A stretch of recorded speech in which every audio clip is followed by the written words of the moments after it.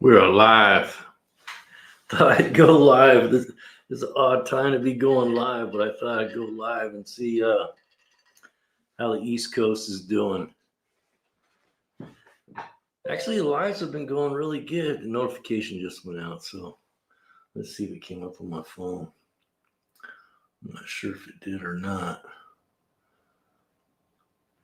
Anyway, thought we'd just try out the live. It's way early in the morning where I'm at, but this is like East Coast people probably getting up, having coffee and stuff in the morning. I got busy tonight. I was supposed to do a live for the West Coast tonight, but man, it's been the rain's been coming here in California, so I was up on the roof doing something with my gutters today. Anyway, we've been having a really good turnout and just getting a lot of camaraderie on the lives. People are coming in and we're getting a really good group of guys, good group of people, and we just want to keep encouraging people to. We're trying to build our subscription base up so we can stop doing the vertical live and go more horizontal. But today I was working on looking at all our analytics to see how we can better offer good content for everybody. How's it going as you're coming into live? If you would just put a comment where you're from. We had our best live last week. We had like 5,000 people on a Tuesday night, and I thought, I should try it really late. I couldn't sleep anyway, so I said, heck with it. I'm just going to get up and shoot the bull with the boys, see what everybody's up to, see if anybody actually shows up for the live. I know right now it's 1:30 on the West Coast right now. So it's like 4:30 East Coast time.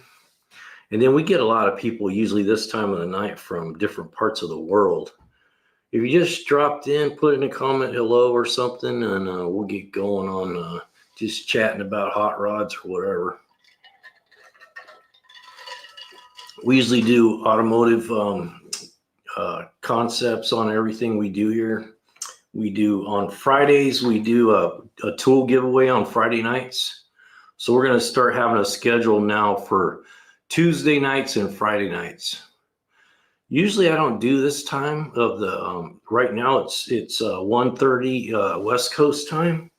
So I thought I'd try to get up. I couldn't sleep. I got chronic back pain. So I figured I'd get up and see if I could get an East Coast crew going here. We got a pretty good turnout here, a good bunch of gearheads that come in and talk about their hot rods. And we got some good things coming where we're going to start showing everybody's projects, we share screens with everybody's projects, what they got going on. I had a pretty good thing happening. I reached out to, I don't know if you guys know Uncle Tony's Garage, but I made a comment on one of his lives tonight, and he said, hey, I'll come over and drop by with you guys. So we might have Uncle Tony from Uncle Tony's Garage come hang out with us next week on our Tuesday night live. If you guys never been here before, I'm Go Big. I'm a mechanic. I've been a mechanic for 40 years. I teach automotive, and so we just kind of talk about, usually on these kind of lives, it's kind of open-ended where what everybody wants to talk about. On Tuesdays, we'll have a theory of what we want to do for the night. And then on Fridays, we do automotive trivia, and then we give away a tool at the end of the live. Last week, we gave away a real nice headlamp, one of these. We're going to give away one of these this Friday night, too. It's a headlamp. It's a rechargeable. So we have a drawing at the end of the live on Friday nights. And then we send this out to whoever wins free of charge. It's pretty cool. Anyway, just thought we'd reach out and see if we can grab some subscriptions tonight. I couldn't sleep. It's 1:30 in the morning here. And I figured, you know what? While they're here, might as well get up and see if we can meet some new cool people to add to the Go Big crew. We got a pretty good crew here. this is kind of late for them. We got people that come in here from all over the world, Australia, New Netherlands, Africa, all over the world that come in here for the lives. So we're just trying to keep it going. I'm getting ready to go back to work. I work part year, part time. So I'm getting ready to go back to work in about 6 days. So once that happens, then I'll be doing Tuesdays. I'll be doing Tuesdays and Fridays only. And so that'll be cool. Fridays we'll just do automotive trivia where we talk about, I gotta plug this charger in. We just talk about automotive stuff, and then I ask questions. And then if you get the question right, you go into a pool for at the end of the live, we spin for a tool. Last week we gave away one of these headgears, and the week before that we gave away a snap-on wrench. So it's kind of fun. We get a lot of people in here on Friday nights to do that, and we just kind of shoot the bull about the good old days, about the cars we used to have, and I like to ride motorcycles, so I talk about my bikes a lot. We get a lot of guys in here that like to ride and just people from all walks of life, for the lives. It works out pretty good. And then once in a while, I'll try to sell somebody a tool. It helps us when we be able to sell a tool here and there. Helps us keep the lights on. There's a link in the comments of a NOCO 10 amp battery charger. If you guys are looking for a good charger, that's a killer charger. I just bought one. I saved myself probably like $300 using that charger already because it has a repair mode on it. So if you have a battery that won't charge, you can put it on repair mode and it'll bring that battery back. I've saved 2 batteries now in the last 2 weeks. I've probably saved 10 since I bought it. So it's already paid for itself. And NOCO is like the industry leader when it comes to battery chargers. They're a good deal. They're like just over $100, like right around $99 now. Anyway, I got a 92 F250 IDI project that I picked up and I've been working on. Put some, man, I got a killer deal on that truck. I went over there and it didn't have batteries in it. We couldn't crank on it. Didn't know if the engine ran or if the transmission was seized up or anything. It had been sitting for like 10 years.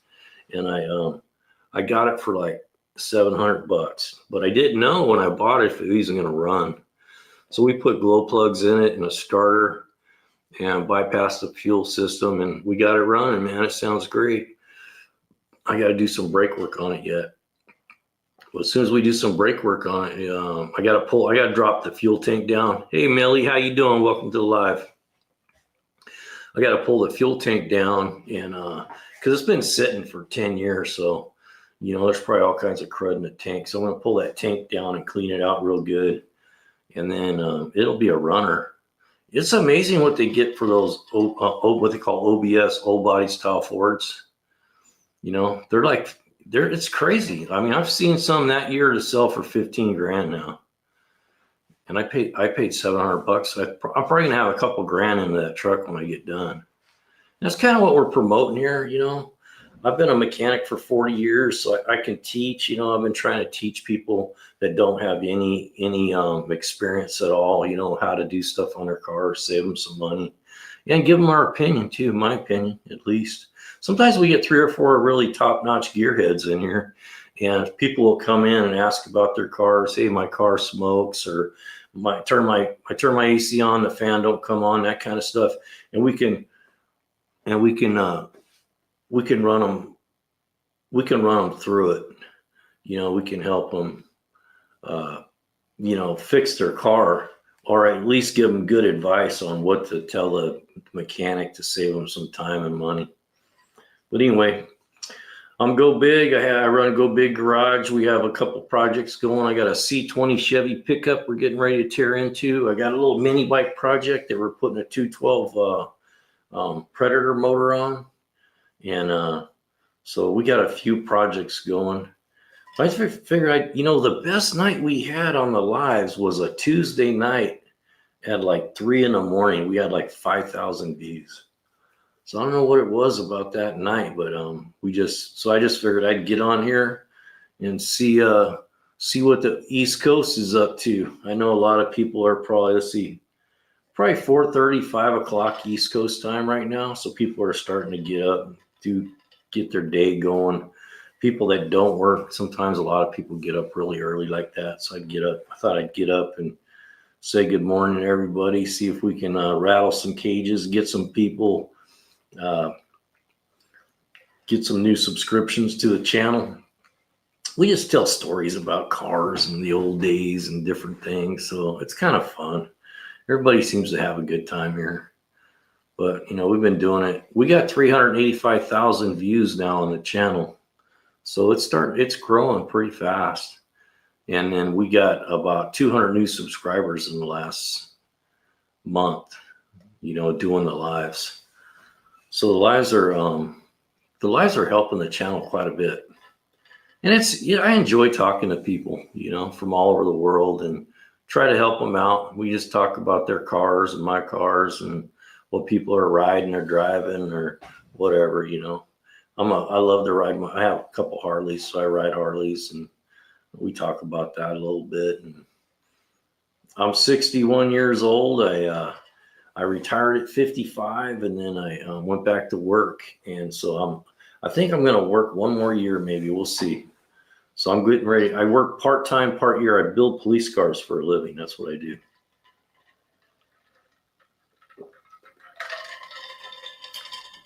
I may have picked a bad time of the night to try to start one of these. The last one we did, we started at I think we started at 9 or 10 o'clock, and then we went till 3 in the morning. But, everybody needs a friend, Sometimes people come in here that just are looking, just having a hard time in life. And, we can sit here and talk about that. It doesn't matter. Everybody needs somebody to talk to sometimes. We got a lot of good timers that come all the time. We got a group of probably 20 or 30 people that come all the time that are all gearheads. So it helps answer questions. Like if you have questions about your car or you're thinking about buying a car, what kind of car to buy. So there's a lot of mechanics in here that have been working in the field for 30, 40 years. So it helps as a viewer to come hang out, because you'll learn a lot about automotive just by hanging out in the lives and just talking about what's up and what we think of certain type of cars, or if you have an issue with your car.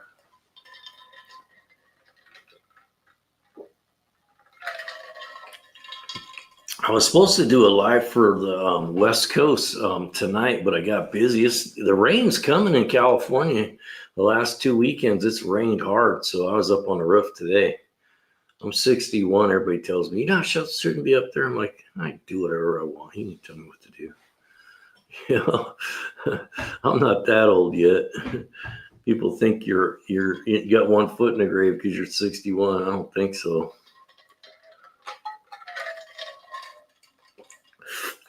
I know I'm not as sure-footed as I used to be. I'm a little more careful when I jump up on the roof.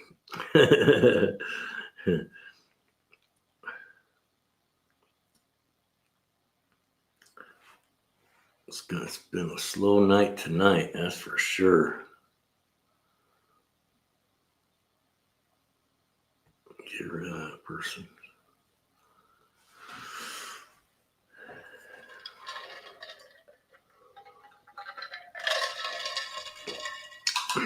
I was going to show these lights off tonight. We ain't got much of a crew here tonight. These are super cool lights. I just picked these up. I got a good deal from a company called Ego. Man, these things are crazy bright. I bought them just to see how good they were, so I could get a good option on what they actually are. But man, they're a good light. I'm really impressed by the quality of these lights, especially for the price. They're new to the market, so they put them out there for a pretty cheap price, so they can just get their name out on the market. These things are going to double in the price in the next year. They're like $12 a unit. You can get a set of 2 for like $25, I guess. I just bought a set of 4 for like $54. But man, they're crazy bright. I'm amazed at the quality of them. They're all aluminum. They're aluminum housed. They're 480 watts. They're pretty good. It's a good deal.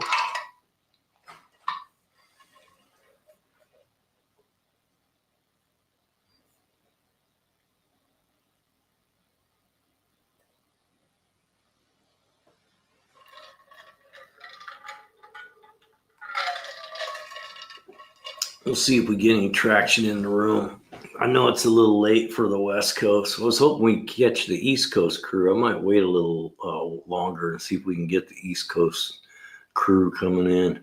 We get quite a few people that jump in here. It's pretty amazing. We've created a nice little community here. People are willing to help each other and, talk about their projects they have going on, and they try to help each other if they can. So we got a nice little community started here.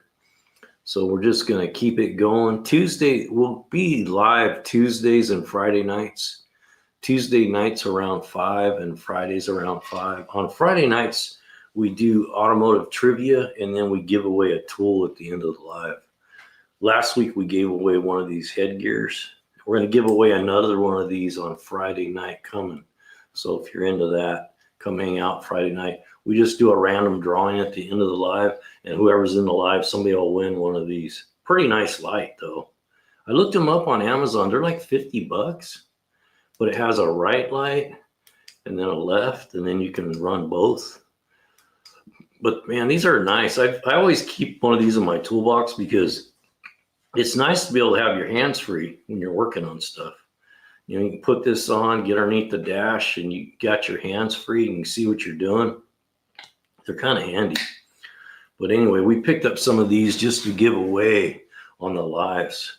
So if you've never been here before, my name's Go Big. I've been a mechanic for 40 years. I'm 61 years old, and I'm still working in the industry. I work part-time, part-year, and I build police cars for a living. So I do drivability and all electrical work. So anyway, if you've never been here before, appreciate you just leaving a comment. And we got a pretty good crew that shows up here. I just thought I'd do one of these kind of late so I could catch the East Coast crowd. So we got a West Coast crew that, a lot of them work. And so I thought, and we had the best live we ever had was a Tuesday night, really late. So I thought, you know what, I'm going to jump on there. I couldn't sleep. I have chronic back pain. So I couldn't sleep. I said, you know what, I'm just going to get on there, see what's going on, see what everybody's up to. Sometimes on the lives, we just shoot the bull, talk about our hot rods, talk about motorcycles, talk about, mostly all gearhead stuff. But we get a good group of guys here, women too, not just guys, but we got a good crew going here to try to be helpful to each other. So I just thought, maybe we can, maybe I'll jump up and see what's going on a Wednesday night at 1:41 in the morning, California time. So where are you guys from? Where's everybody from? I'm in Northern California. I'm just north of Sacramento. And I'm a motorcycle enthusiast. I like to ride Harleys and stuff. And I teach automotive, so that's what the channel's kind of about, is just teaching people basic automotive repair. And I did a class on ignition system last week, just all about basic ignition. It went pretty good. It was our first live that we did, like a teaching type live, so it was pretty good. We're just going to keep after it and keep doing these lives. And we got some projects going. I need to get the projects on live. So I got a project going with a Ford F-250 OBS, IDI, non-computer controlled fuel injection system, non-turbo. So we picked it up. So I need to get the camera out there while we're working on it so you guys can kind of see what we're doing. And then we got a pocket bike project that's got one of those little 212 Predator motors on it. So I think we're gonna tear that motor down on camera so we can just show people That's if you've never had any automotive experience whatsoever, that we can teach you basic automotive with this little motor, because you can pick them up dirt cheap. I mean, they're brand new, they're $150. So you can pick up a used one for like $50 and just we'll show you how to tear it apart. And you can learn basic automotive, how the piston runs up and down and how the valves open and close. And you can actually rebuild the motor while you're at it. If you have a young kid that has a mini bike or wants a mini bike or has a go-kart or wants a go-kart, these motors are great for that. You can buy all kinds of aftermarket parts for them, and they're 212 cc's. That's a pretty good sized little motor for a mini bike. So anyway, we're going to be doing that. That's one of our projects. We're going to be tearing down the that 212 and just showing it on camera, how easy it is to get it apart and take it apart and rebuild it. And I was just hoping that would help people that don't have a lot of resources as far as cash goes. You could pick up a cheap one for like $40-$50, and we'll walk you through how to take it apart and how to rebuild it. It won't cost you nothing but the cost of a $20 gasket set, and tear it down. That's what we're going to do with this one. I'm just going to tear this one down and just show everybody how to do it and put it back together. We're going to get an upgrade kit for it. It's we're going to put a different type of a flywheel on it, and then a bigger or heavier springs, so we can pump it up a little bit and then change the camshaft. But anyway, if you've never been here before, in the comments, just say hello or something so we know you're here. And then we got a pretty good crew that shows up here normally. This is an odd time of the night for me to be doing a live, but my back was killing me. So I said, you know what? I might as well just get up and hang out and see what's going on the old internet. It's funny. This is when I remember this as a kid. I remember this like talking on the CB radio. You get on the CB and talk on the CB radio, and that's kind of what the internet. Hey, what are you doing, man? What are you doing up so late? I'm editing another computer while listening. Yeah, I've been sitting here talking to myself for about 22 minutes. There's not a lot going on tonight, but I figured, you know what? I wish I could cover that. I should cover that little number up so I can't see how many people are in the room. Because sometimes when you start talking, you're just like talking to yourself, you feel like you're talking to yourself. I couldn't sleep, man. I said, shit, I'm just get up and get on a live, see what everybody's up to.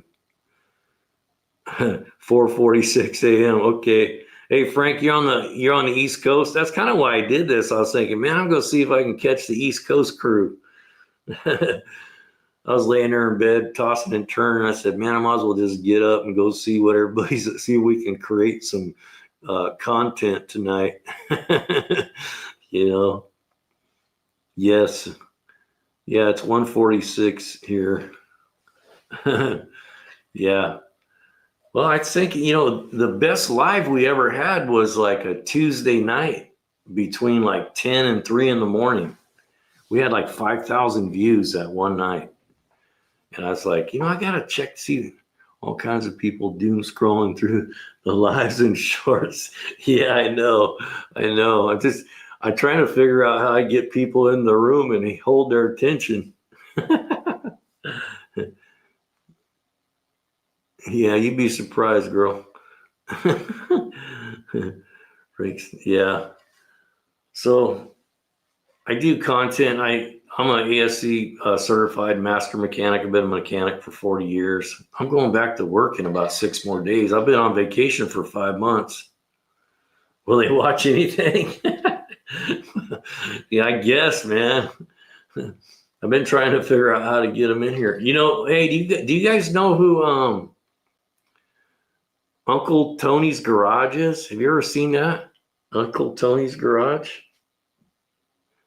Pan the room. Frank Snyder. Welcome to the live, Frank. Give us your sub if you haven't done it already. We're building a pretty good community here. Clutch and Stick, man, he's a usual. He comes here all the time. He's a good dude.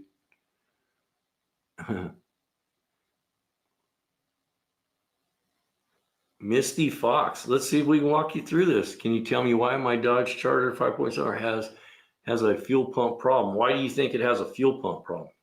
Why do you say that?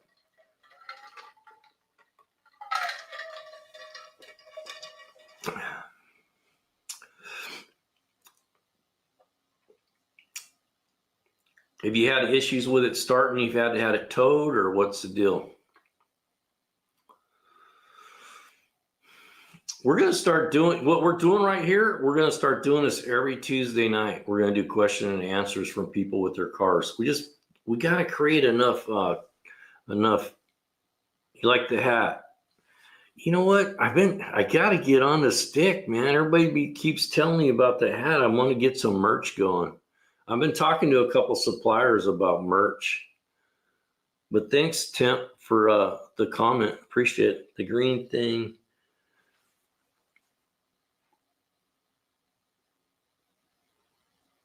The green thing, the rubber seal it won't seem to clutch on there right.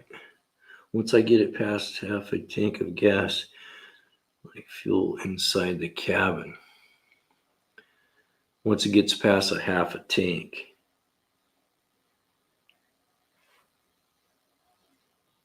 Hey, Frank Snyder, really?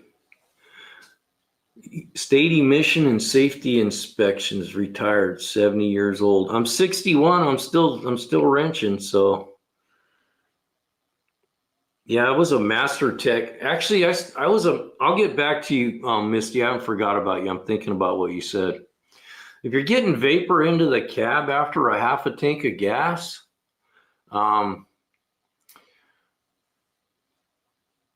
it's possibly the vent. You know, it could be a leaking vent solenoid that's letting that vapor out. Maybe take it in and have them check the, have you had a check engine light on at all? And then sometimes, I don't know on that particular vehicle, but some vehicles, they have like, where the return line goes into the tank, they can leak up there. When you start splashing it around, you'll start smelling fuel. Hey, thanks, Frank. Appreciate it.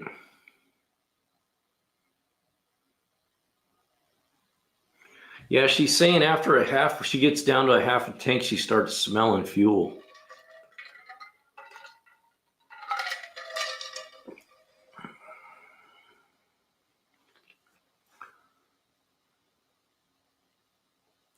I did at one point, but it turned out just to be the battery, but then I put it half a tank. It smells like fuel, and I see gas. It's behind past the driver's. You see gas?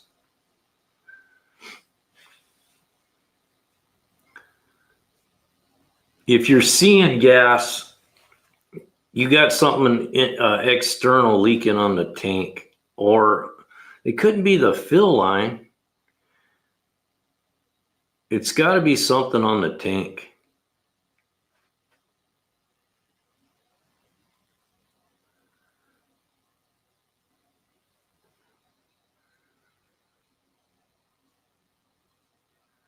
Past the driver's seat. It's past the driver's seat.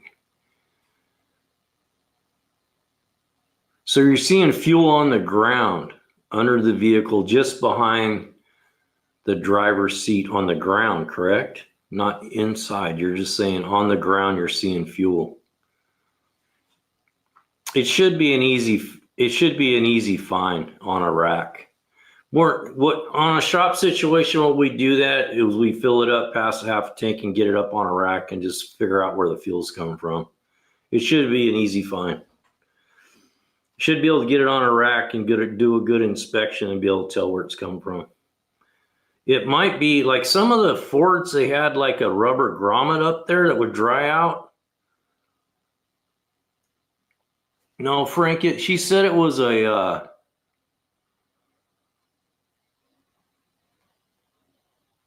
it's a Dodge Charger RT with a Hemi. She explained it as a fuel pump problem, but it sounds like a fuel leak problem. The fuel pump is in the tank. So if you have a fuel leak, and it's only doing it when you get past a half a tank, it's not a fuel line, because if it was a fuel line, it'd be leaking all the time. So more than likely, it's something that's going into the tank. It might be the return. Sometimes I use a little rubber grommet where that return line goes in. And I'm not sure on that particular vehicle, but it should be an easy find on a rack. On a rack, they ought to just fill it up, put it up on the rack and run it, and they'll be able to tell where the fuels come from. It's a real safety problem, though. A fuel leaking is something that's serious. It can cause a fire if you had a backfire or something like that.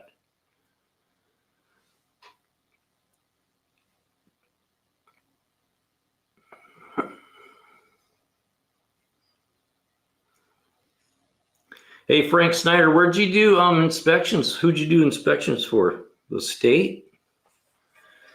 I had my smog license for like 10 years and then I let it go because I went to work for a place that I wasn't required anymore. I worked for a county, so they don't require a license. Then we just started outsourcing all our smog stuff anyway. Hey, if you guys that are new here, if you haven't, please give us your subscription. We'd appreciate it. We're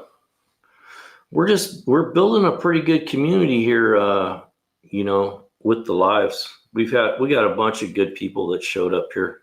We got a good crew. I don't know. I didn't tell you guys this. I was telling Clutch and Stick. So I've seen this guy online before. His name's Uncle Tony's Garage. He's like a hot rodder, man. He builds high-end race cars and stuff. Like he builds old school race cars. Yeah, I'm not sure what that's about, dude. If she blocked you.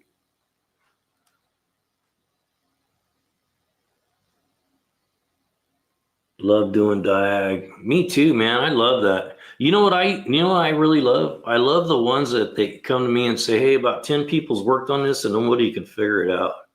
Those are the ones I like. I'm like, okay, just leave me alone. Don't come out here asking me every 10 minutes. It can take me an hour. It can take me 10 hours. But if you just leave me alone, I'll figure it out. I've always liked that. I like working on stuff that nobody can figure out. I like that. Anyway, Clutch and Stick. So this guy I've watched on the internet before. I seen his live tonight, so I was watching it a little bit. And sometimes he'll have like 500 people in his live. And he's just sitting there shooting the bull the same way I kind of do sometimes. Depends on what's going on, And so I commented, how long you been doing these lives? Because we're trying to get our traffic up. And he said he's been doing them for like 5-6 years. And he says, just keep at it. He goes, it'll work out for you. And then he said, hey, I'll check in. He goes, I'll stop in on your live next time. So he might pop in on us next Friday or something. But he's a big timer on the internet. He's called Uncle Tony's Garage. And he does he's got like 400,000 subscribers. Yeah, that's why I came on here tonight. I said, even though that's the thing that kills you when you do the lives, is you look at that little thing and it says 1 or 3. You only see like 2 or 3 people in the room.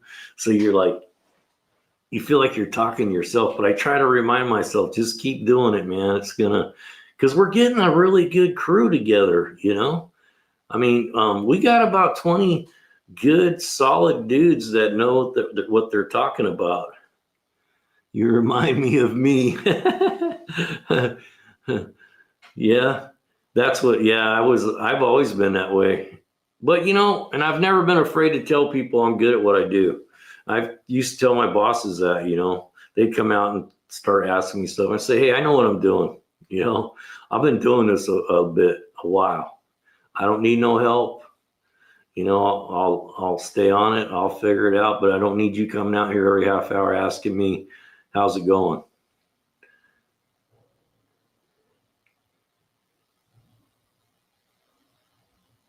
Everyone that's big doesn't necessarily have prodigies talent. They're just driven as all get out. Some of YouTubers are seriously desperate. How's it going? Hey, Jobo. I want to get a Jojo Bayman. I hope I said that right, man. I try my hardest to get those names right. Welcome to the live. We're sitting here just shooting the bull. Yeah. Yeah, Frank. Who'd you do inspections for, Frank?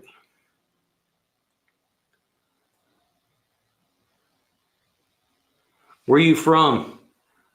Jojo. I'm gonna call you Jojo. If that's cool. Where are you from, man? I'm from Northern California. Yeah, I think this might, Frank, I think this might be my last season, man. I think this might be the last year for me. Pennsylvania. Okay. Yeah, I tried to get a job for the Bureau of Automotive Repair in California as a referee because I had the qualifications to do it. Then I ended up going to work for a county. And so I worked there for 25 years. It was a good job. The boat's going good, man. I was going to go to Marysville today and pick up because when I bought it, it didn't come with a tank. And I wanted to run some fuel in it. And I had the gas line down in a beer bottle, so I had a beer bottle full of gas trying to work on it, but yeah, it's running good. I think right now, all I'm got to really do on the boat is get a good sized fuel tank on it. And then I learned, I didn't know, I learned that you can't try to put them in gear unless they're running. I didn't know that, but I learned that. So the boats, I think, is going to be good to go. Other than I want to pull the lower end off, but I don't want to. Hey, Frank, right now, Clutch and Stick is bringing up, I picked up a 63 Elgin fiberglass boat with a 40 horse on it. Man, that thing looks beautiful, man. The paint somebody must have stored this thing in a garage somewhere. So they were made by Sears back in the late 50s or late 60s or late 50s, early 60s.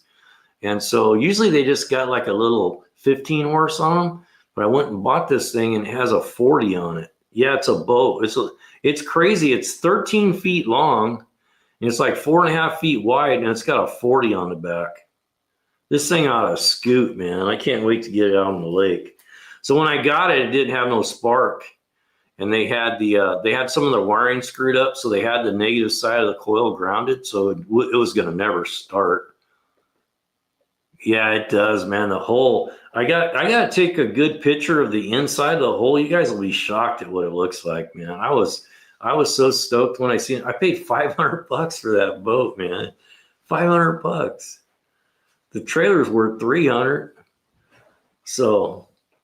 But I found a guy in Marysville that's got he's got a old vintage OMC fuel tank for like $30.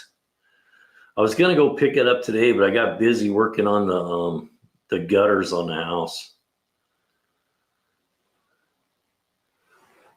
Yeah, somebody took good care of that boat. It looks like a 5-year-old boat. I'm not kidding you. I can't wait to take it out. But I want to drop the lower end off of it and put a new impeller for the water pump because I know those things go away. Even on a new boat, they don't last very long.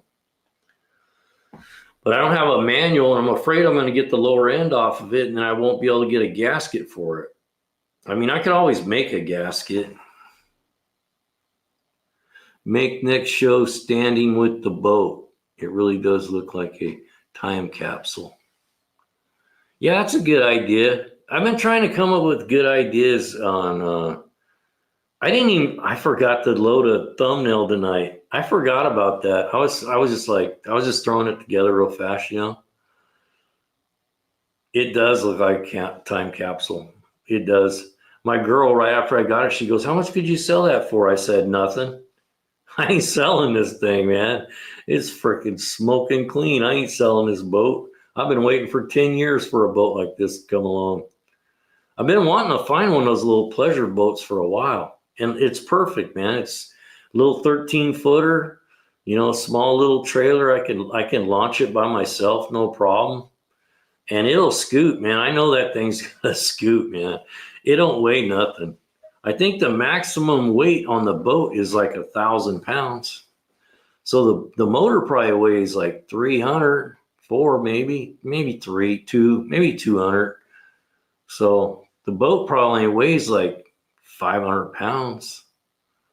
I don't know, man. I know that it's gonna scoot, man. I know that. Yeah, it's got room. It's got like a bench seat in the front and a bench seat in the back.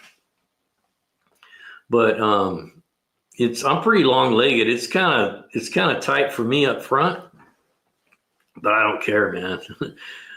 I don't even know if I want to do anything to it. I've seen some seats. I thought about getting some updated seats for it and mount them back a little bit, but it's just so cool. I hate to do anything to it. It's just so, it's a time capsule, like he said. It just looks like a time capsule, man, like something that you walked it back into the 60s and pulled it out of a boat shop somewhere.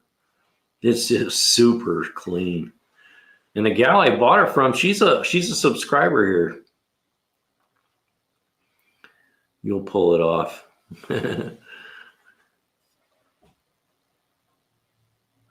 Yeah, that's a good idea though, Frank. Maybe we'll take a little picture of me in front of the boat. That'd be a good thumbnail. I really got to I got to narrow in on the thumbnails. I've learned, over the last year of dealing with YouTube, the thumbnail is the most important thing, man. And on the lives, I get kind of lazy because I'm just like, oh, I'm just doing a live, but I think it does make a difference.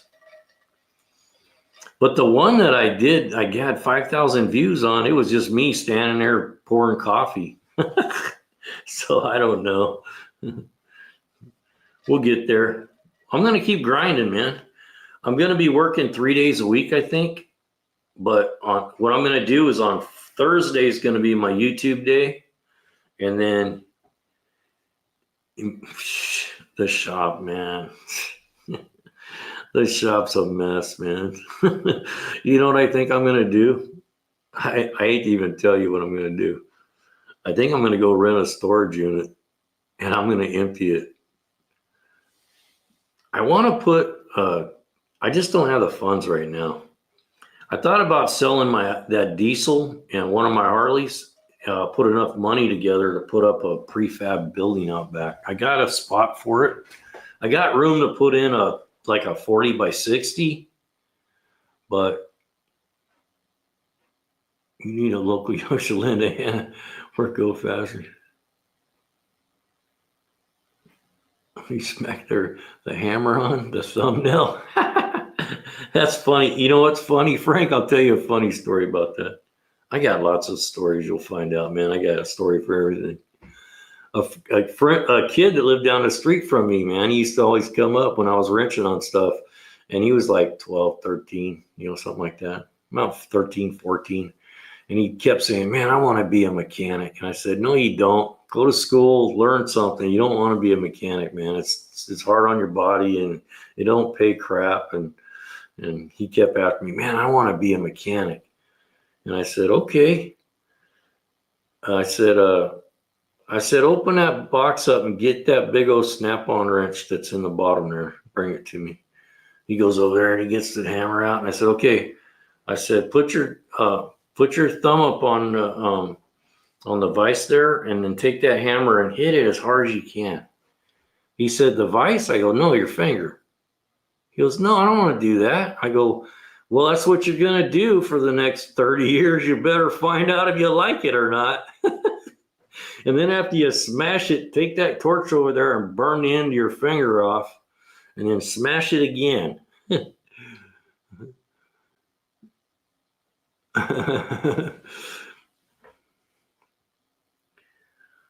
Yeah, I've been kicking around. I'm just trying to get caught up. My wife passed, man. It put me in a bad spot financially. So I've been trying to get caught up.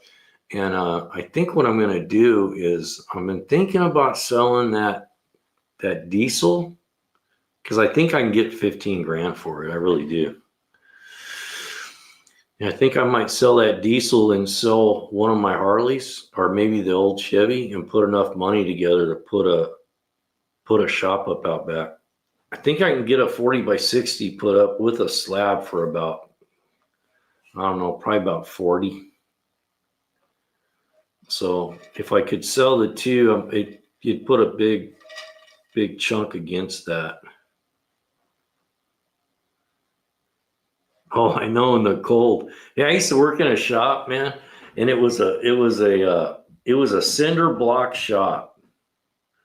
No heat in the shop at all. And my boss, he wouldn't let us roll the windows. He wouldn't let us roll the doors down because he was afraid people would think that we were closed.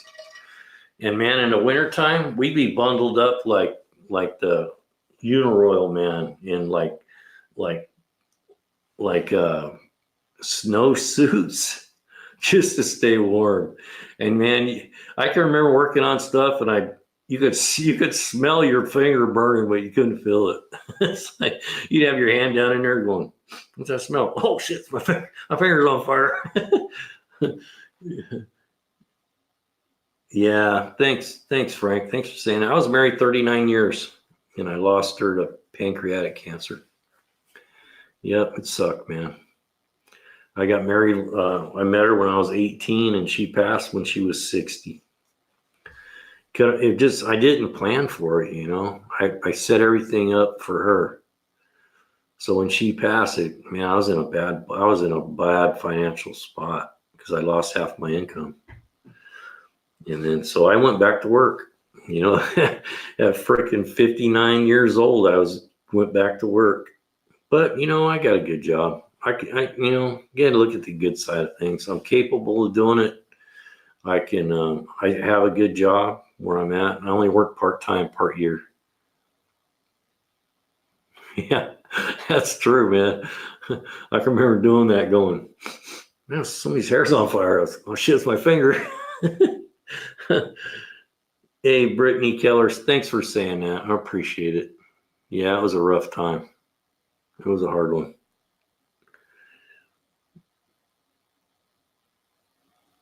Stop waiting forever to settle down. Be mature and compromise with someone. Yeah, we met when I was 18 and she was 20. So we were together for almost 40 years, 39 years. Yeah, nose to the grindstone. It's true, man. I think this is my last season though. If I can get this thing to roll the way I want it to, I'll be okay. Well, like October, I can file for my Social Security. So, and then I only work 5 months out of the year. I'm only working 3 days a week.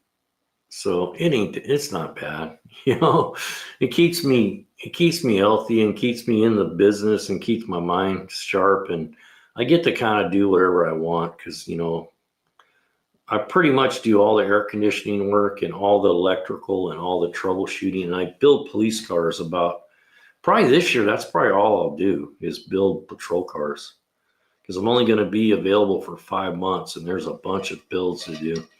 But now I just do builds for like probation, and then I work on the sheriff stuff when they have a problem. Wow, you were 12. That's amazing, man. I love those kind of stories. I have a girl in my life now. She's a good one. I've been blessed, man, when it comes to that. It's a tough gig, man, when you've been together for so long, you know. It's a hard one. I had some rough months, believe me. I was doing one-handed corners on my Harley, you know, at 100. Yep, I got married. I met her in 1983. I am across the 93 Toyota Corolla for 700 with a 5-speed, but the AC is busted. I'd buy it in a heartbeat.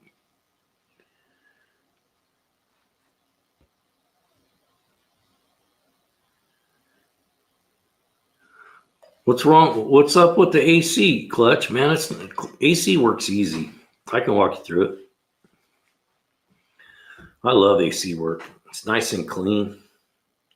Usually it's pretty cut and dry what needs to be done. Yeah, you have been blessed. I was blessed too. I still look at it that way. I was blessed to have her in my life for that many years. But it didn't make it any easier when it happened, though, I'll tell you. It made it harder. You know, that's the thing. If you really love somebody, that's when it hurts the most.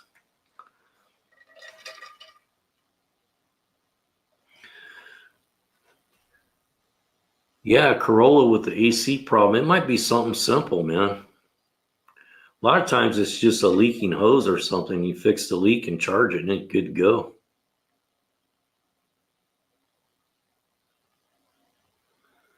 Wow, that's tough. So you lost your dad and your son? I don't even want to think about losing one of my kids, man. I don't even know. I don't know if I would survive that. You're a tough man. You know, that's a hard one. You know, I know people that have lost children, and man, that's, you know, I learned something, and I've said this before on this channel, is that when I went through that, I learned something, and I always say to people, you don't know till you know, and you don't want to know. You know, you don't want to be part of this group, man. And so when you see people that have went through a divorce or lost their house or lost a job or lost somebody really close to them or lost, one of their children, and you see them acting crazy and out of, just not being themselves, just let them do what they're doing. They're trying to figure it out, and you don't know what they're going through. I don't care how you think you know, you do not know. You do not know until you've done it. Until you've done it, you don't know what you're talking about. It's in Anaheim. Really don't say I'd like to swap out the exhaust for a catback, throw some wheels on it, get it all peppy. Hear of your losses. Rest in power. Yeah, me too. I'm sorry to hear. Yeah, for sure. I should have said that. I'm sorry to hear about your loss too. Because that's a tough gig, man. I know what that feels like. I mean, I don't know, but I kind of know. Because you don't know until you do it, Tell you what, it makes you realize how tough you can be. I didn't think I'd survive it. I almost didn't, man. I'm not kidding you. I was a mess. I was running around on my Harley doing corners at 100 with one hand hanging off the side. Didn't care. I was like, I don't care. You can't hurt me no more, man. What can you do to me other than set me on fire? Yep, I get you, man. Life is a vapor. Yep, I know, man. I know. I mean, I don't know because I'm not going to say it because I don't know. I kind of know. I know what it feels like to have that kind of a loss. Yeah, it's like tough, man. This comes up a lot on this channel because we have a lot of people that have gone through loss. There was a guy on here the other day. I haven't seen him since. His name was Big Red, and somebody in his family was dying from cancer. I lost my mom and my wife from cancer. You know when you know. You ain't kidding. You do. That's why I tell people, you don't know until you've done it, and you don't want to do it. You don't want to be part of this group. You do not want to be part of this group.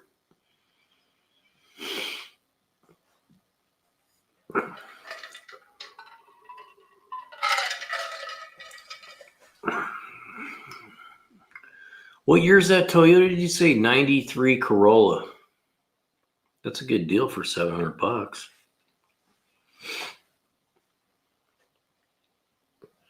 It's funny. I can remember picking up little Datsuns and Toyotas and stuff for like $300. I remember one time my sister-in-law, she needed a car. And so I started looking around, trying to find her something. And I found her a little Datsun B210. I went down to look at it, and the guy said the alternator wasn't working. And so I bought it for $50. Hey Phil, how you doing, brother? I'm down with that. Group trip. Let's go, man. I got to go back to work though soon.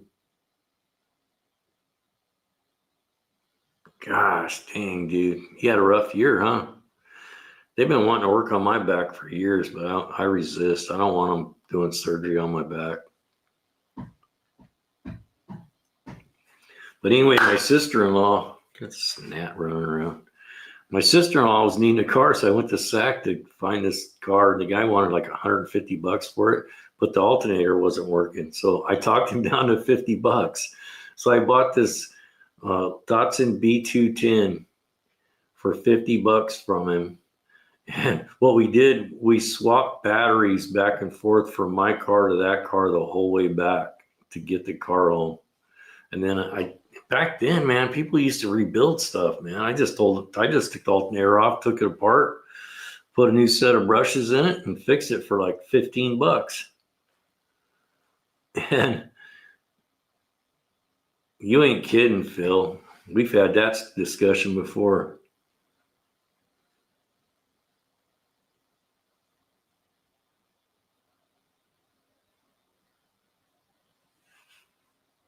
What's this guy talking?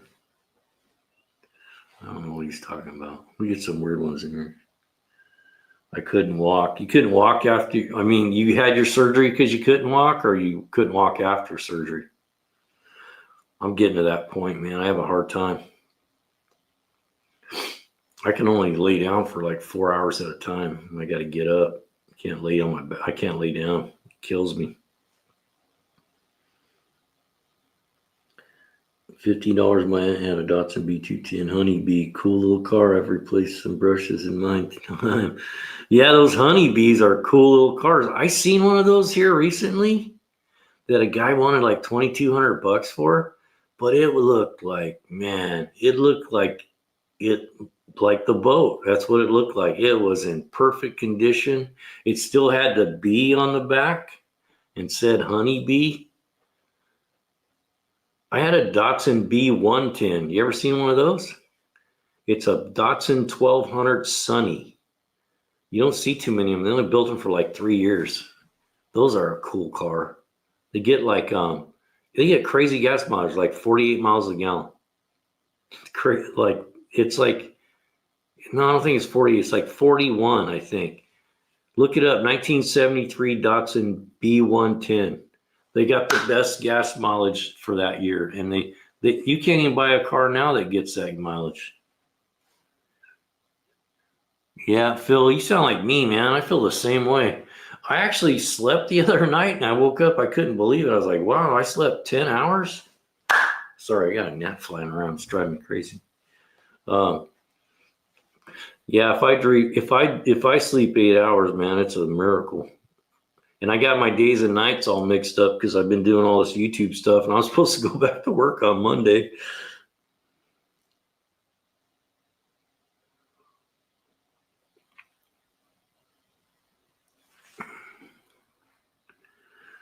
Yeah, I had a 510 when I was in my 20s.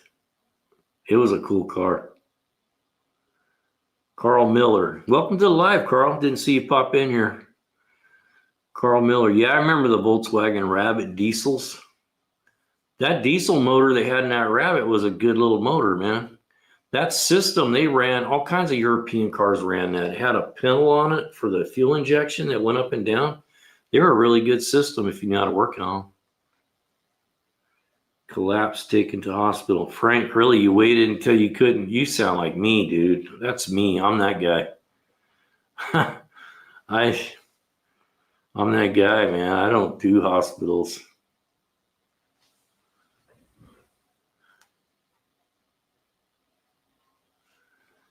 Yep, 1200 cc's. Yep.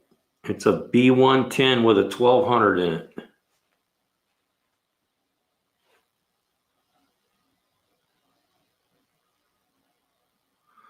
Get rid of this guy. He's kind of annoying me.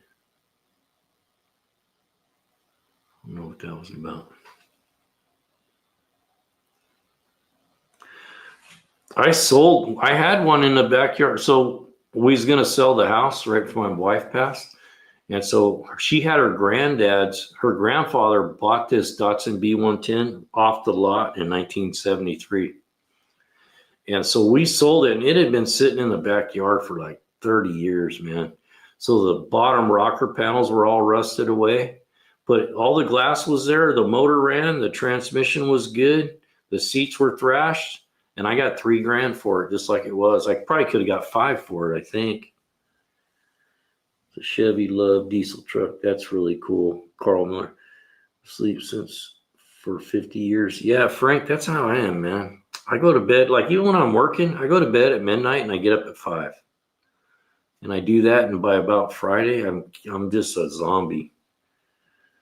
It's like I gotta be like completely just gas wore out before I can sleep. Like right now, I went to bed at 10. I didn't sleep a wink, man. And then other times I'll fall asleep, for an hour or two here and there. And that's why I tell people, don't wake me up, man. When I'm sleeping, don't wake me up. I don't sleep. Okay. So when you see me sleeping, leave me alone, because I get very little sleep.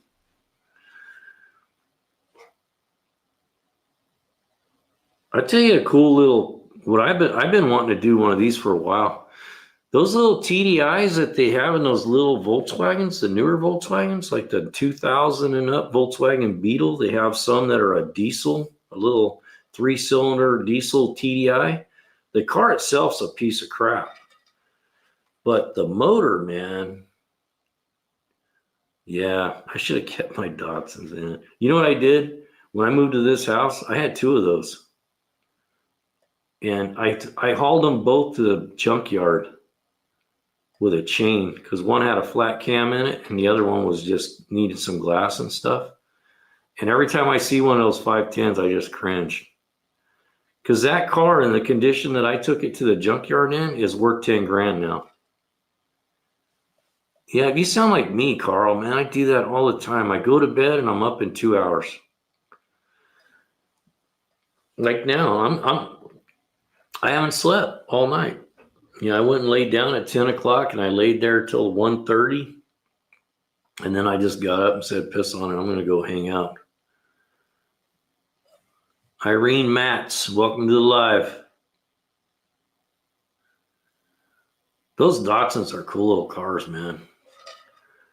Mine was the one I had was bone stock, but the other one I put a camshaft and a Weber carbon stuff on. It was pretty cool. It was pretty good.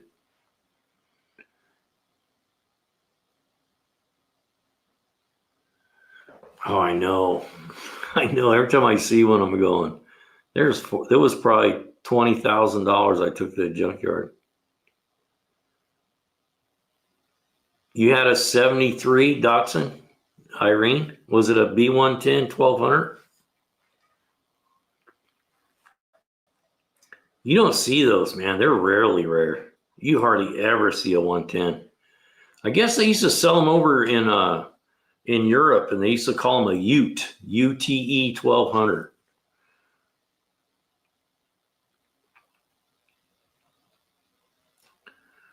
One 6 is the answer. I'm not sure what that means. Oh, somebody's giving us math. Yeah, little tiny. They had 12-inch tires on them. I remember one time we took a trip over to the coast in it, and my old lady at the time was driving, and I was like half asleep over there, and I hear the tires going. The next corner would come, and I woke up and I said, "Hey, slow this thing down, man. This thing only has 4-inch tires on it. This ain't a dragster. You need to slow down a little bit." When you hear the wheels squealing, you're almost about ready to spin out. Yeah, it's a small little car, man. They don't weigh nothing either. Yeah. She was always in a hurry, though. I didn't let her drive often.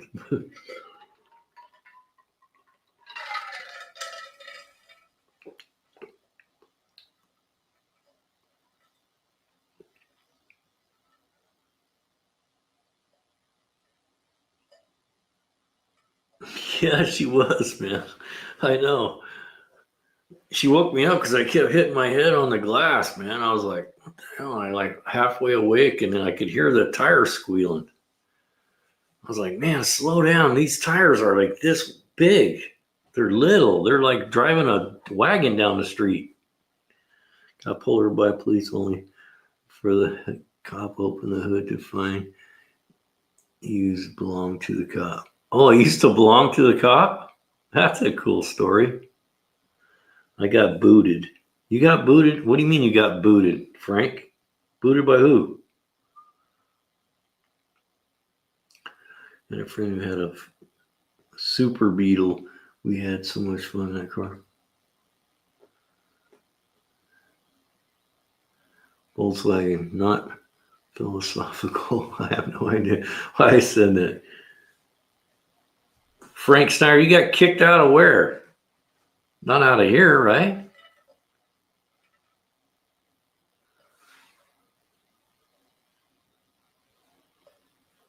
You don't know what happened. Oh, you got kicked out of the live somehow?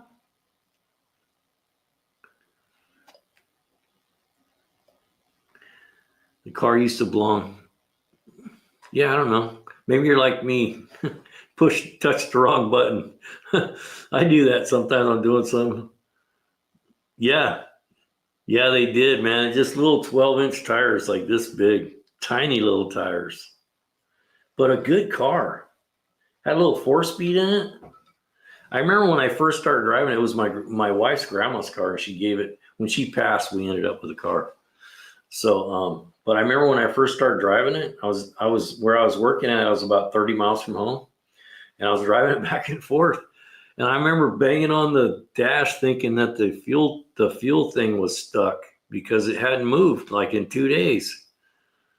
And it just got great gas mileage, you know? It got like, and then I looked it up recently, and what's going on with my charger? I just looked it up recently.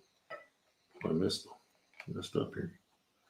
And they get like 38 or 42 to the gallon. It was the most highest fuel mileage car built for that year. And even now, you can't find a car that gets that kind of gas mileage. Had a little, the carburetor looked like something that was on like a lawnmower. Single barrel downdraft carburetor about this big around, little tiny thing. You just lost the connection. I was waiting on a stock earning report. This weekend was screwing up endlessly. Had to restart my router. You know what happened to me this week on my computer? It was the weirdest deal, man. And I'm not a computer guy. I mean, automotive I am, but not on this stuff. So I got a message that said, You've been hacked. Do not turn off your computer, blah, blah, blah. Call Microsoft at this number. And I was like, that's got to be a scam, right?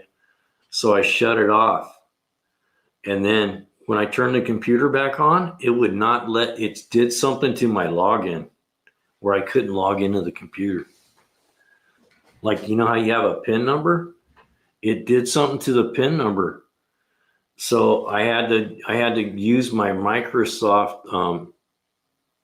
Thank God I remembered what it was, but I had to use my Microsoft login to log into the computer.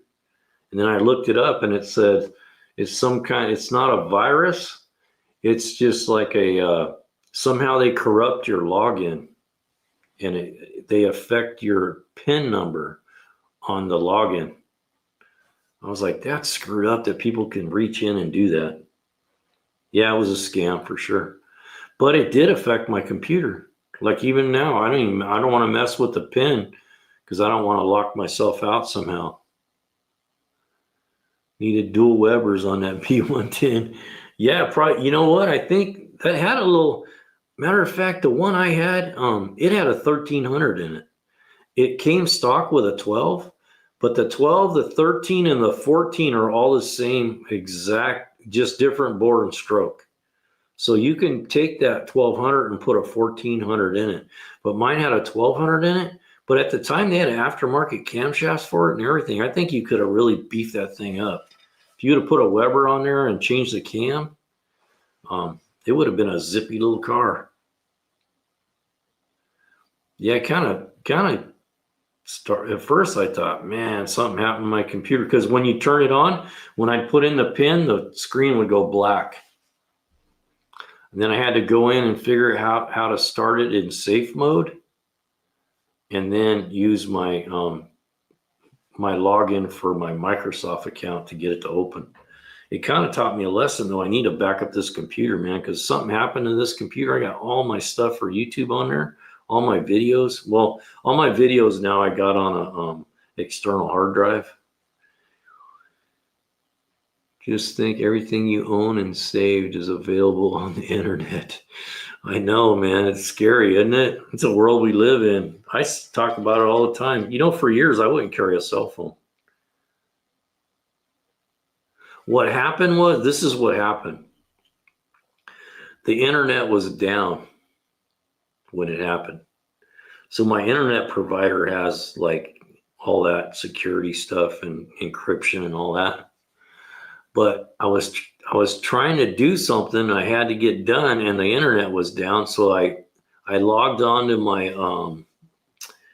my Wi-Fi through my phone, and that's when it happened. Because the anti-security wasn't there because I was using the phone. Yeah. I got this guy I know that he's like the computer guru where I work, and I think I'm going to have him come over here and look this over and make sure we're secure, and also figure out a way where we can replicate everything that's on this computer. So if something happened, we could reload it to another PC.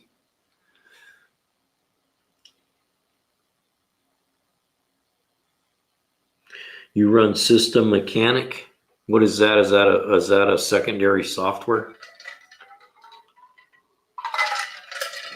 I used to run AGV on all my stuff, but I've been using this. I have a Surface Pro. I mean, a Microsoft Surface.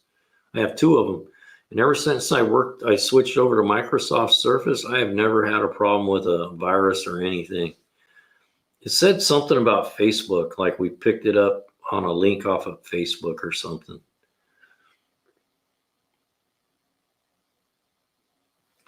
In Austin Marina. That sounds familiar to me, Carl. I know they had Austin Marina. I don't remember that now. I was thinking of something else.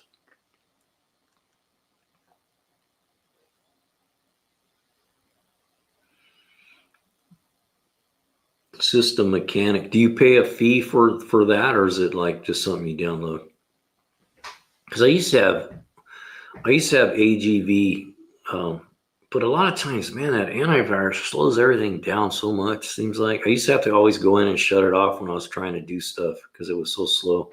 I think I need to get a new computer for doing video editing, because man, sometimes the editing it really slows down the computer.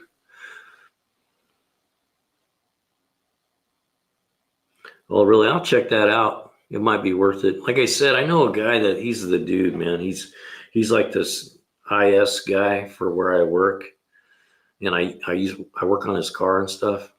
So I think I'm gonna have him come over here and say, "Hey, look that computer over and do whatever needs to be done." Where we're JC, you bet, baby, go big or go home.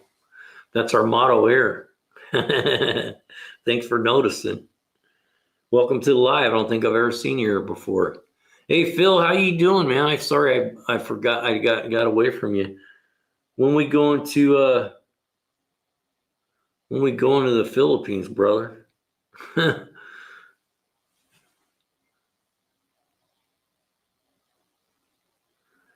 Yeah, I got to do something with this because it kind of it really opened my eyes because I was like, man, what if that would have just happened? I would have lost all my stuff from the YouTube stuff. I mean, most of the stuff's all backed up on a drive, the video and all that, but all of our accounts are on here.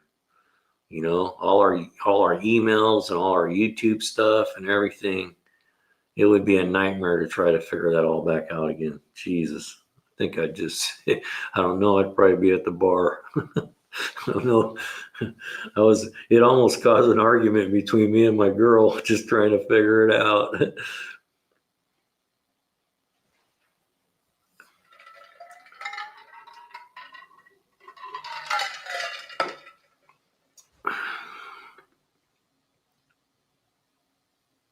Phil, you still here? Phil Collins, 420. I'm wondering when we're going to get it. Wondering when we're going to get a postcard from you from the Philippines. I'm going, man. I'm supposed to go to Mexico in January. My girl, she set up a trip for us, but I think late spring I'm going to try to go to the Philippines if I can figure out how to pay for it. Jeez, I shouldn't be going anywhere right now if you see my bills. That's what sucks, man. I tell people, man, if you're a young man and you're married, set up life insurance for your wife, because I didn't do that. I did for me. If something would have happened to me, man, she would have been sitting in tall cotton for sure. But I didn't think about me. I wasn't worried about me, honestly. I thought for sure, that I'd go first, but it didn't happen that way. JC, where are you from?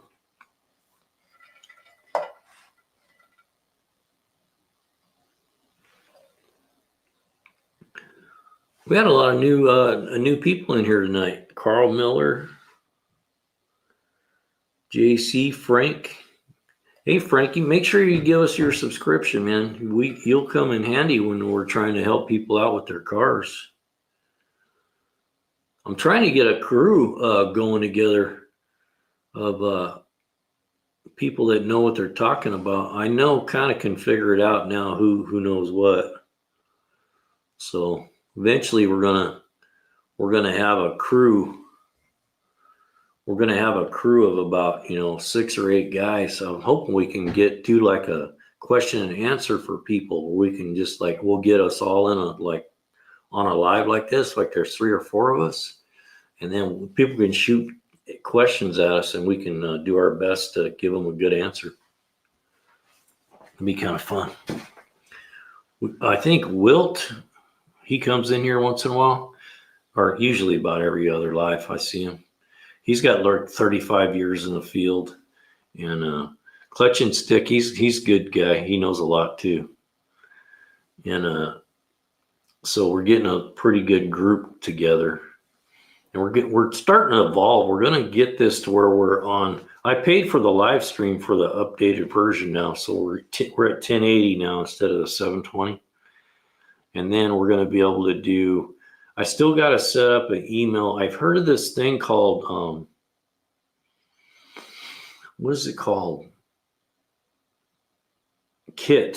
Have you heard of that, Clutch and Stick? It's called Kit, and it's like an email service where they generate an email account for you, and then you can do like memberships, and we can communicate through there. And then when people subscribe, they'll get an automatic email telling them thank you for their subscription. And then when we'll build an email list, that way if something ever happened with the YouTube channel, we can still contact all of our members. They say that's really important, is to get your email list going. Because you never know, like TikTok, you see what happened with that, man. People lost their livelihood in the metaverse, hanging out with those weirdos. The metaverse. Yeah, I looked those pictures over thing.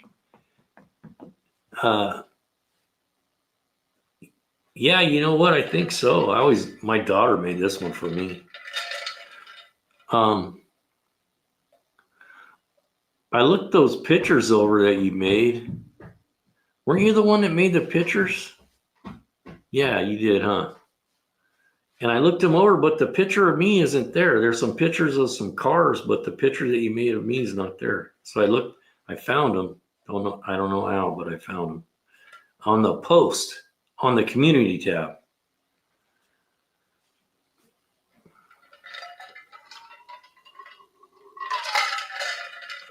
I tell you what's nice about these cups, man. Stuff stays cold. You put ice on one of these and leave it outside in the heat, and man, it just stays nice and cold. My daughter makes these. She made this one for me.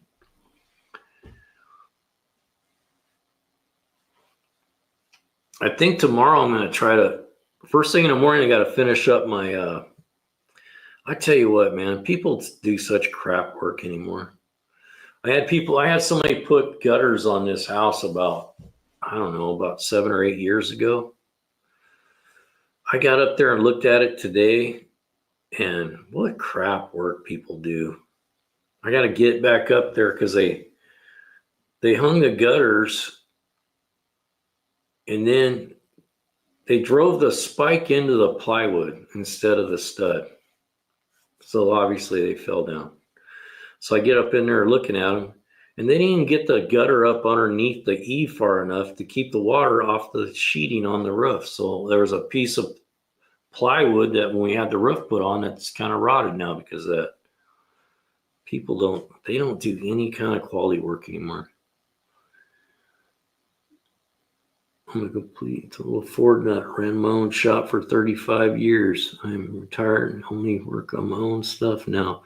I also have a garage full of motorcycles. Carl Miller, I'm going to put you on the list, brother. I got a list right here. I've been keeping tabs of these kind of guys because you're one of me, man. We're getting to be those dinosaurs that are hard to find, really. Carl Miller. It's hard to find people that have, 30, 40 years in the field. Would you be interested in doing that with us when we get our, Frank, you got booted out again? What's going on? I wonder what's going on. It must be your internet or something.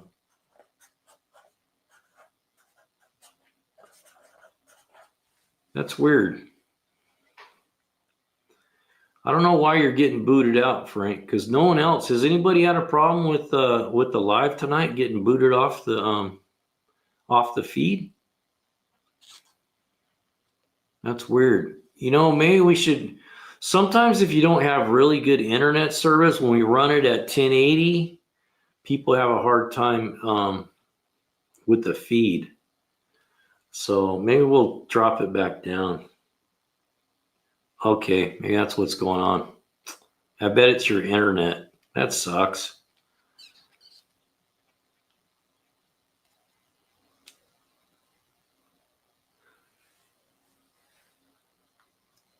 It sounds like he's on his laptop. Frank, are you on a laptop or your phone? Yeah, I think it's on your end though, because nobody else has said they got knocked out. I know when I upgraded to 1080, they said that you have to have good internet speed, and people might have a hard time with the feed if they don't have good internet speed.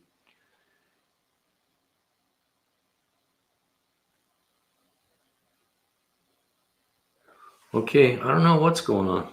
I think it's on your end though, because no one else said you're on the phone. So you're hooked. Are you hooked to your Wi-Fi, or are you hooked to your phone service?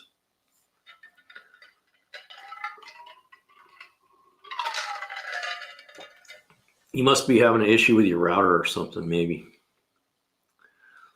because no one else has said that, which kind of sucks. We appreciate people being here.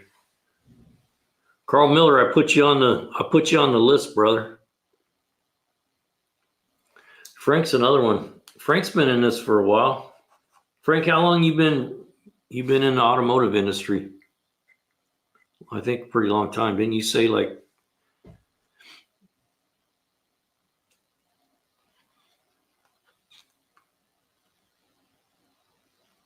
Yeah, it's probably the Wi-Fi. I hate that when I have problems with my internet. I used to be the guy that was like, I don't care about the internet. I used to not even carry a phone. My kids got after me until I finally bought me a cell phone. And then they would get mad at me. They'd be like, why do you have a cell phone if you're not going to answer it? I'm like, my cell phone's for my use, not yours. I use a phone when I need it. Doesn't mean every time you call me, I'm going to run over there like my hair's on fire and answer it. All right, I got you down, man. We're getting a pretty good list of people that kind of know what they're talking about. It's kind of nice when you get people to come in, because sometimes people come in that, they don't have any skills at all, and they'll ask questions, about like that girl with the gas leak. We'll get that. I was hoping we'd get more of that. I'd really like to promote that, where we could do it on like one night a week, just do a question and answers, but we haven't made that traction yet. We're getting there. I've been really surprised with the lives. I tell people that are trying to do YouTube channels, man, if you're trying to get monetized, do the lives. It's the way to go, especially if you know something about something and you can just talk about it for hours and hours. Now is my 2015 KTM Super Duke. So that's like a KTM Super Duke 1290. So that's like is that like an enduro or like a road bike? All I have is Harleys now. Frank Snyder, send me your info. I'll send you my put my email address. So I'm not going to put the whole thing up there. You'll have to figure it out.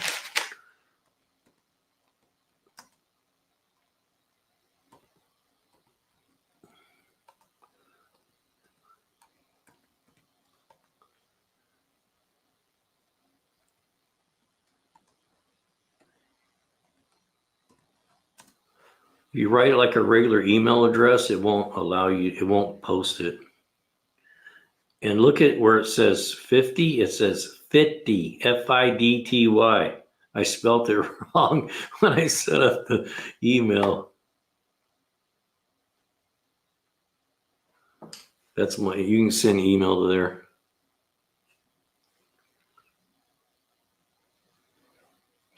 Says you rescheduling. You're going to be put in your reminder notice.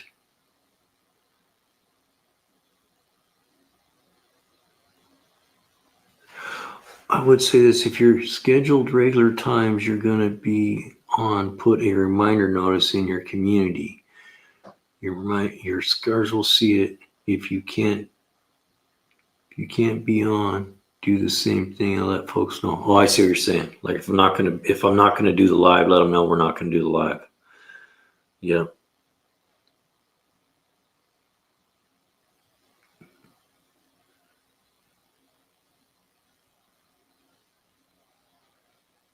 Yeah, I'm gonna do that. I kind of flaked today. I was supposed to do a live tonight, but I didn't have anything really scheduled for the live. So I think what I'm gonna do is I'm gonna take it down to 2 nights a week. I'm gonna do Tuesdays and Fridays. So we'll do Friday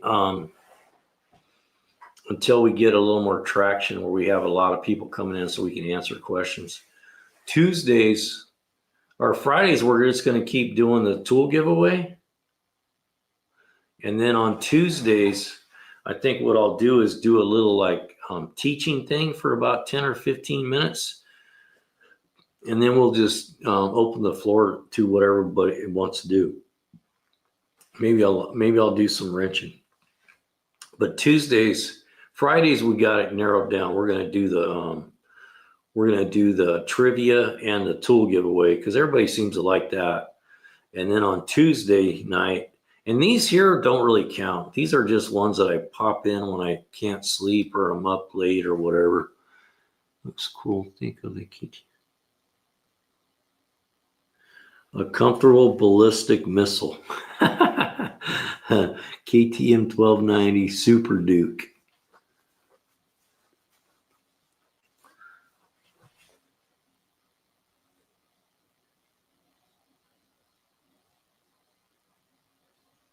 I'll have to look that up. Now you guys got me curious.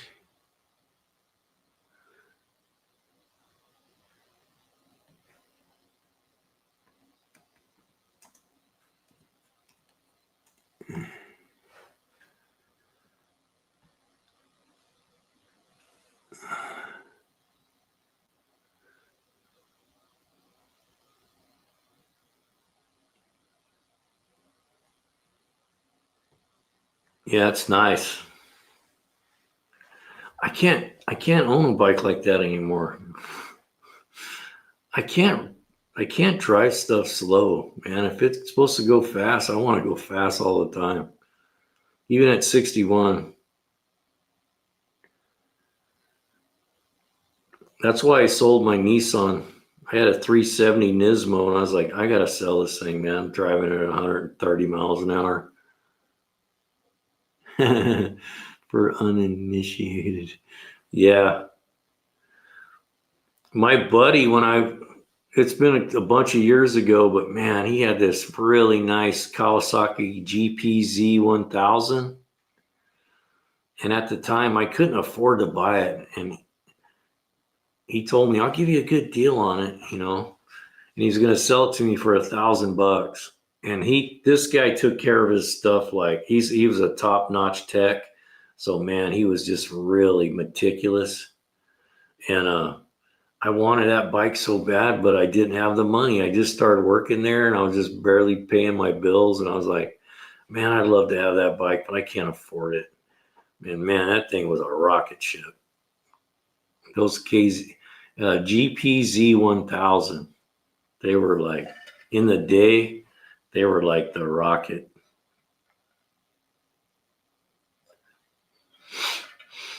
I wonder if they have those kind of size bikes over there in the Philippines. I'm going to go to the Philippines, man, come next spring. Me and the girl, we're going to fly over there. And we're going to go to Dumaguete and rent motorbikes and just go all over, man. Check shit out. GD1 GPC limit, the first ones with the fuel injects. Then I piped it up, and man, that thing would fly. Yeah, they were fast. For the day, they were like super bikes. No more. For the wedding, crashed my Honda 600. Yeah, I remember when I stopped riding. What you doing, maggot? I'm at the shops, bro. What shops? You're at what shops? Maggot, this guy, he comes in all the time. He's from Australia. He's from down under, Australia. At the shops? What do you mean shops? You're at what shops? The Australian guys, you never know what they're talking about.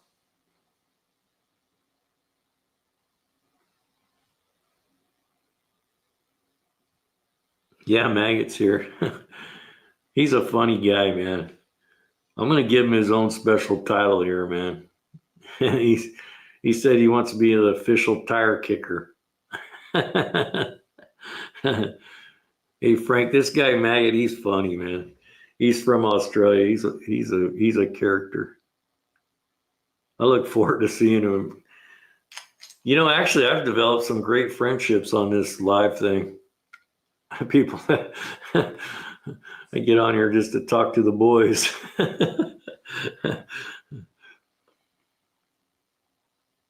Had 2 Widowmakers for about 20 years and somehow survived. I don't have a proofreader.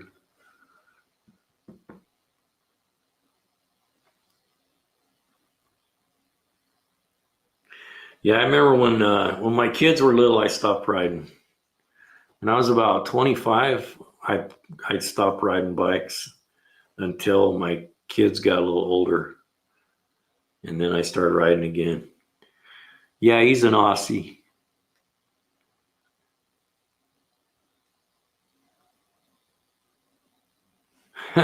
Yeah, it can depend on 1 or 2 of us to be around if you're on for 20 minutes. Yeah, that's nice though, man. I appreciate you guys. I do. I really appreciate you guys dropping in. Because sometimes I feel like I'm like out in the abyss, just talking to whatever. Until I see somebody I know, I'm like, oh, I know that guy. Sometimes when you do these lives, man, you look at that little number and it's like 0, and then it goes to 1, then it goes to 0, and it might go to 2, and then it goes to 0 again. I don't even know if I trust it, because right now it says 2, and there's probably more than that in here now. So I don't know if I trust that number. I was surprised though, like on the 7th of on my birthday, on the 7th of October, we had 5,000 views that night, but we did a 5-hour live that night. That was crazy. I did 4.5-hour live. Went from like 10 till 3 in the morning.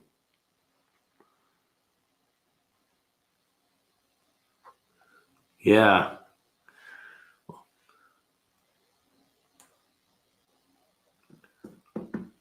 Oh, Maggot, he's got a lot going on. He was a motorcycle rider, man. He used to ride like race motorcycles.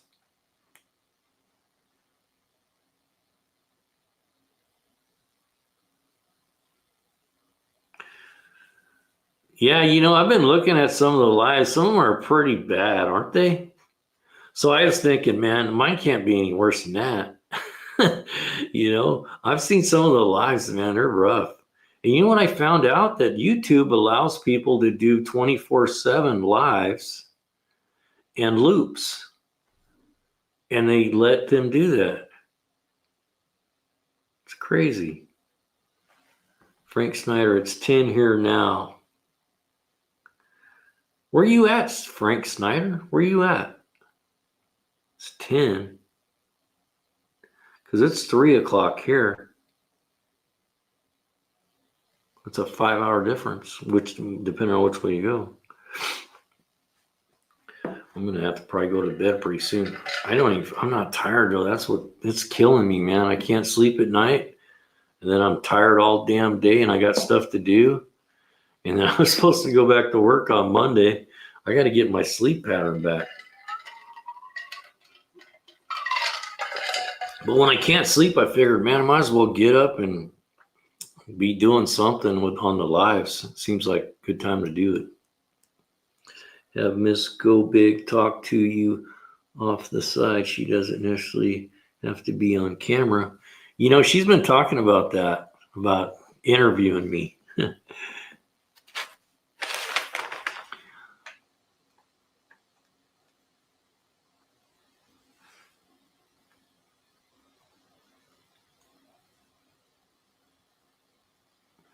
Yeah, she's a good interviewer too, really.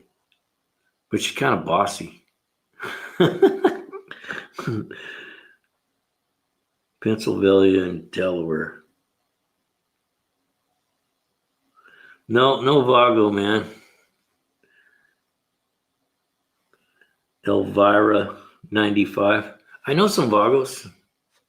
I've helped a couple of them before. They're good people, man. They're your friends. They're your friend for life, but they're your enemy. You don't want them to be your enemy. They can be your friend or your enemy. You can decide. Sorry, Vagos MC. Are you a Vagos?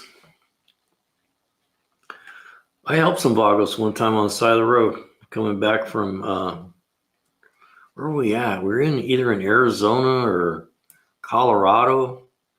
And I stopped and helped some Vagos that were broke down on the side of the road.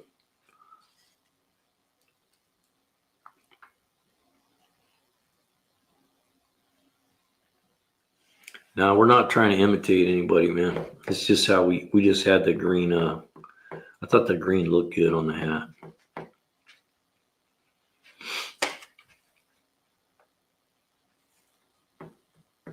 You look like my uncle. I look like a lot of people, man. I was told, David Bowles, welcome to the live. I don't think I've ever seen you here before.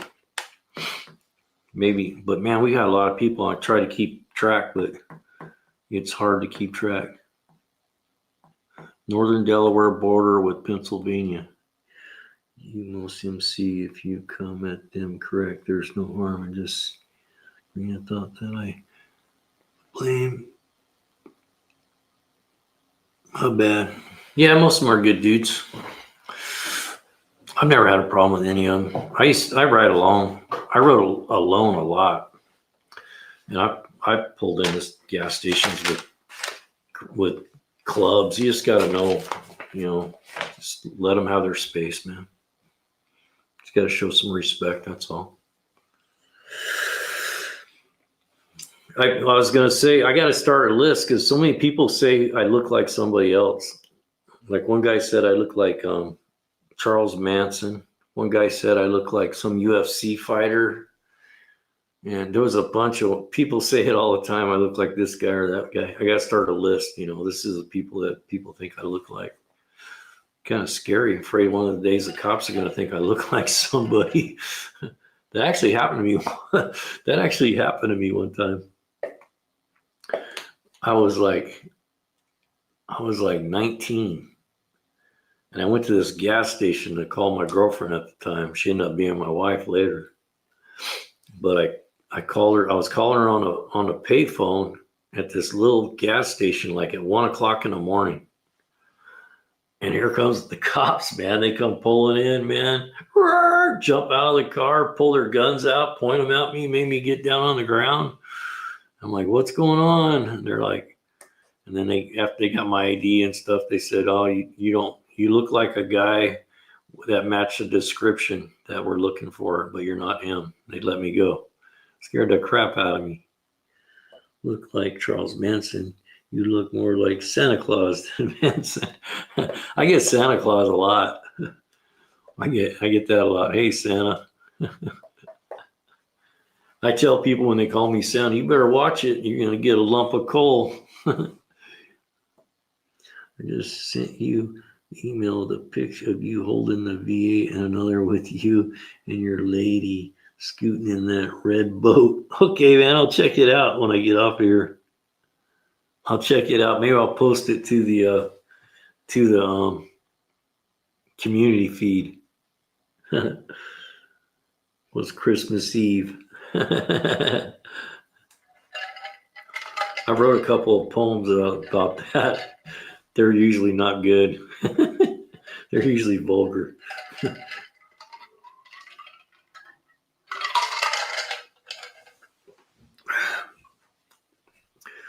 I got to start getting some tool lists together because people are going to start buying stuff for Christmas, man. It's right around the corner.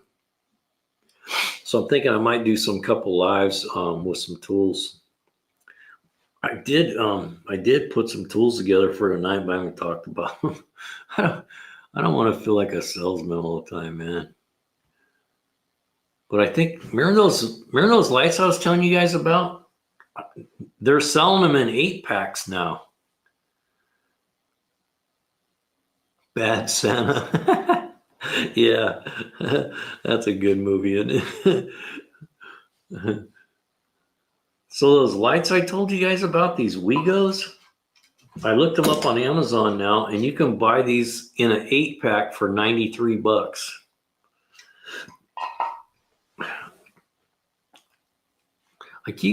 I'm gonna put 2 of those on that mini bike.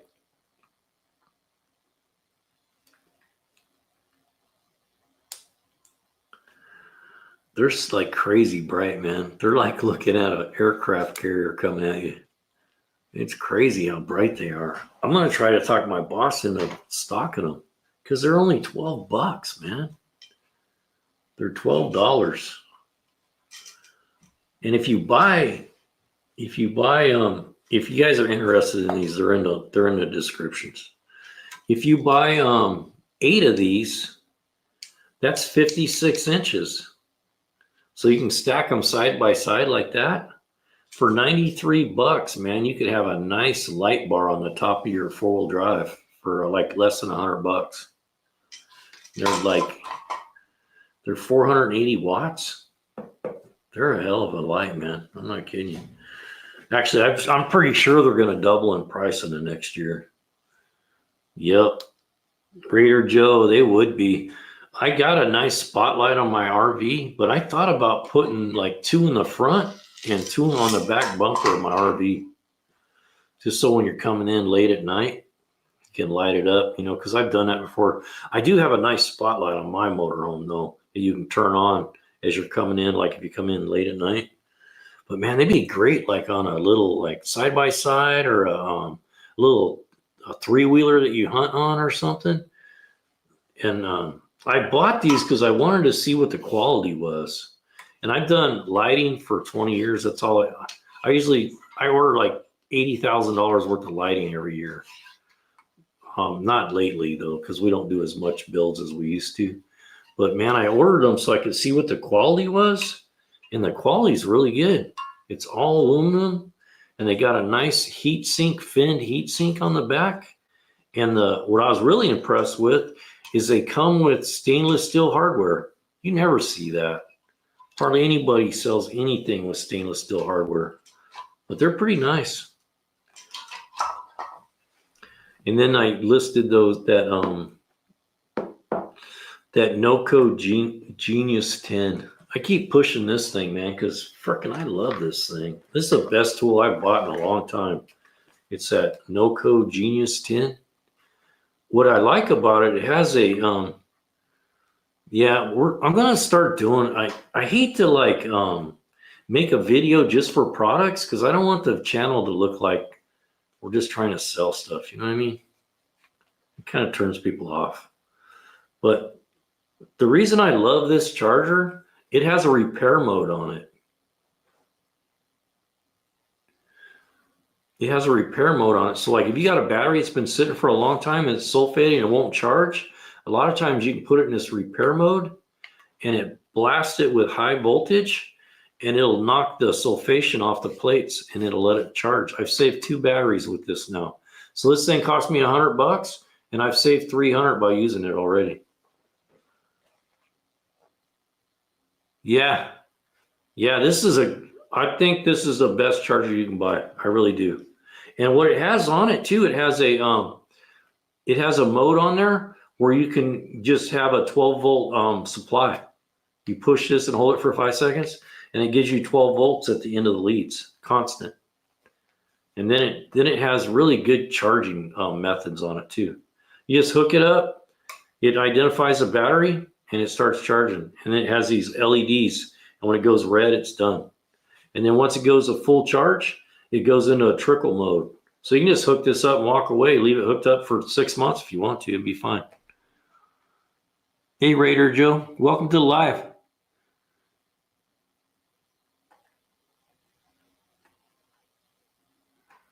Raider Joe, that comes in clutch. I don't understand what you mean then by that comes in clutch.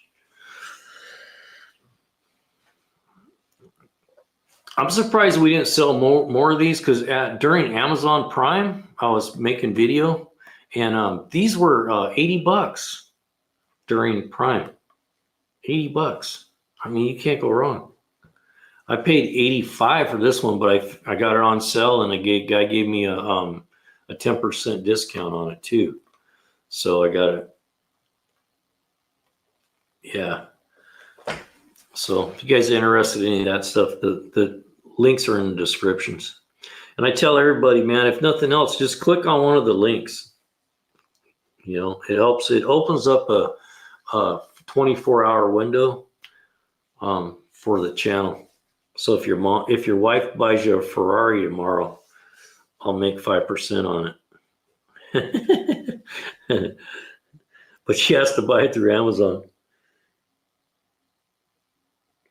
Man, check out the charger. Well, you know, it depends on what you want, but check this out. Okay, I'm going to show you this because it might save you some money. I'm not sure what you're wanting to do with the chargers.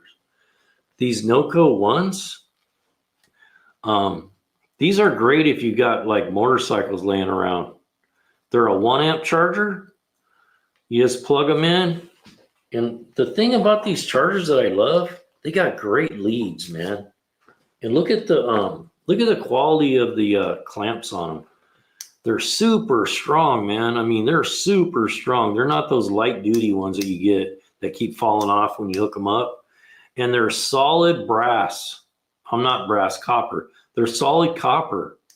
And then the leads screw onto the clamp. So if you damage the clamp, you can put a new clamp on there. It just was a well-designed product. I can't say enough about this NoCo Genius product. And these are like, They were on sale for $26 during Prime, but now I think they're like 32, something like that. They're a good deal. And what's nice about these, if you have like a, let's say you got a motorcycle or like a side-by-side or something that sits all winter, you plug this in, hook this up, it'll maintain that battery as long as it's plugged in. Once it charges the battery, it goes to maintenance mode and it just keeps it. As soon as the voltage drops down, it'll start charging it again. Anyway, if you guys are interested in that stuff, go check out the links in the description. The 10 is there, but if you click on the 10 and then you go buy the 1 amp, we still get credit for it. And I don't try to bull nobody. We make 5%. That's what we make. It ain't a lot, but it helps keep the lights on. And a lot of times it helps us be able to buy nice tools to give away on Fridays. So like this Friday, we're going to give away one of these. And I got these, I'm not going to bullshit you. I got these at Costco, but they had them for $3 a pack. And these right now on Amazon are $52. So I got them for like $9 a piece, but they're still a good quality light, man. Pretty decent. And they have side lighting on them too. Like it has a regular lighting in the front, but it has this other one so you can light up just dim lighting, not super bright lighting. And it has a little other thing. You hold it and it goes red and then it'll go green.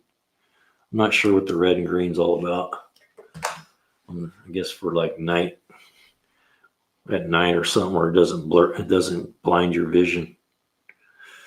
But the charger, man, I just bought one of these for myself. This is my personal one right here.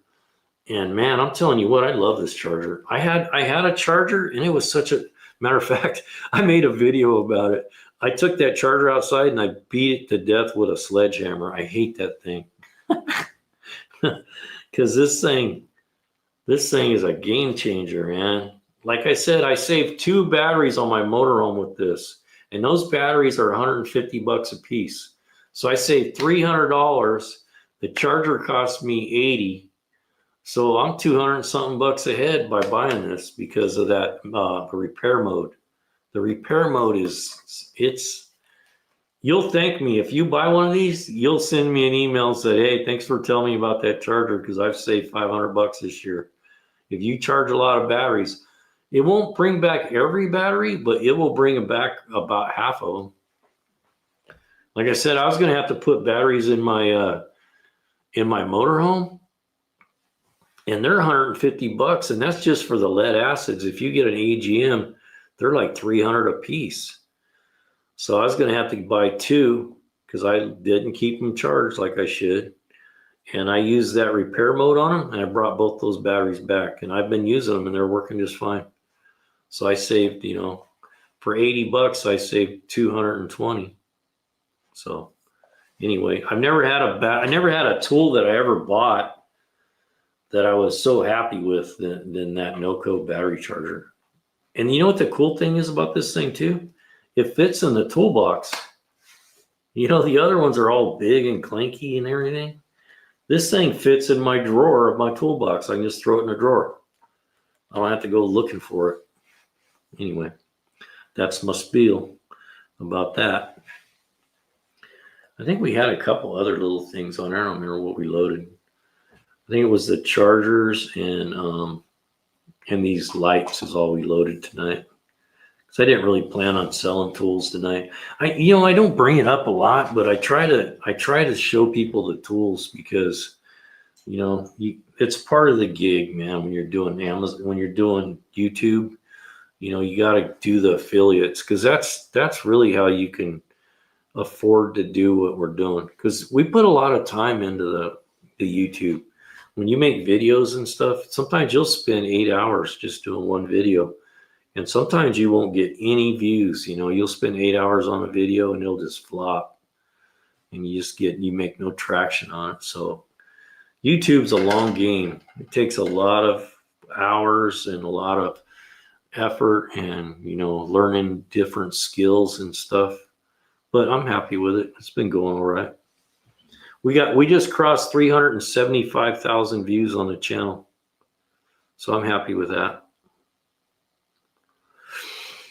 So we had our 1 year anniversary like a couple days ago, and it said we made 375,000 views this year.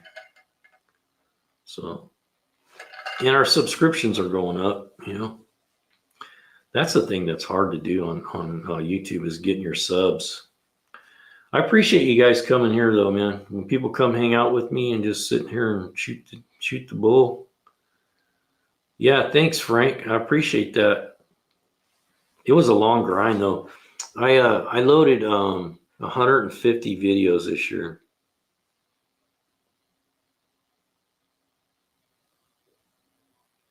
The video I'm working on, I've been at it for hours. It's 3 minutes and 40. Yeah, you know what I'm talking about, clutch and stick. The editing is what takes so long, man. And then they got what they call kill your babies. Sometimes you work so hard on something, you think everything's great, and you got to be able to go figure out, what really needs to be in there. Because, you don't want to make the video any longer than it needs to be, because then your retention goes down. So it's a grind, man.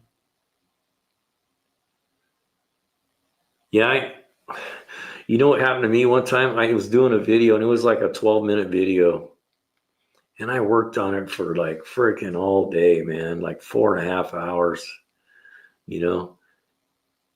and the software I was using froze up, and I lost it. I had to start over. Oh man, I was not happy. 4 hours of work just pissed away. Had to start all over again. What are you using for to do your editing, clutch and stick? I'm really good with this. I've been happy with this one I'm using. It's not bad. It's a free version, but it does a good job. It's called Video Proc Vlogger. It's not bad. It doesn't do all the stuff that the some of the paid ones will, I'm trying to remember what the two are. There's two that most people use. Shotcut, free version. It's awesome. Yeah, there's some pretty decent editors out there for that stuff. Man, they got some good ones now, though. You know how you go through and you have to trim off, the spaces? Like if you said or there's a pause. They got software now. You just go through and you tell it remove all pauses, and it'll just go through and take them out in 5 seconds. You don't have to go through and clip them and delete them. It'll do all that for you. It's pretty slick. And now they have some that instead of having to do it, like we're used to doing it, you can do it with the words. So you can just go through, and as you're talking, it prints it out on the screen. And if you want to get rid of that part of the video, you just highlight the words and push delete, and it cuts that part of the video out. It's pretty slick. But all those things cost, man. All these I've lost more money than I've made on YouTube since I started. But I just know it's a long game, And it's one of those things that a guy that's 61 years old, that's been wrenching for 40 years, if you can get it going, maybe you can relax a little bit and not have to worry and keep working. Maybe I could stop working part-time. You're talking about, I just got through chopping this video. Each shot is 3 snare hits long. What a pain in the posterior. Yeah, I know, huh? Yeah. Yeah, it can be over. It can wear you down. The editing is just the part I hate. I like it and I hate it, because I like it because you can be, it's part of being creative, because you get to do, you get to do that.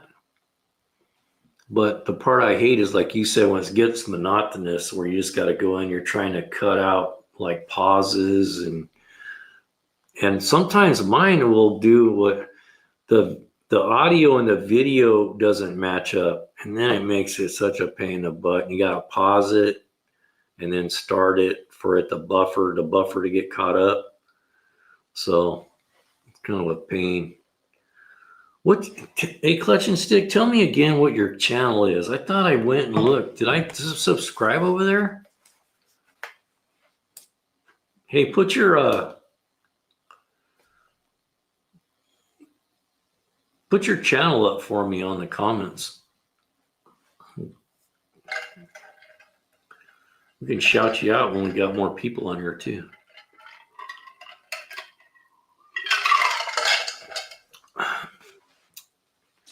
Do you do firearm stuff? If I remember right, 'cause one of the guys here was doing like firearms.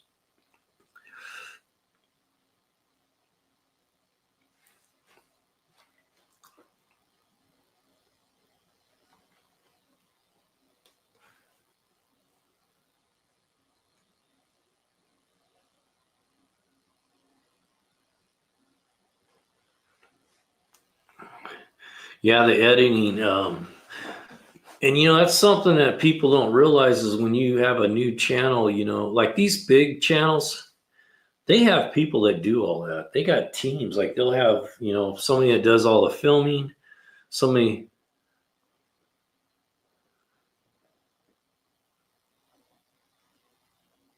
Yeah, I get it. I think, I don't want to talk about that either.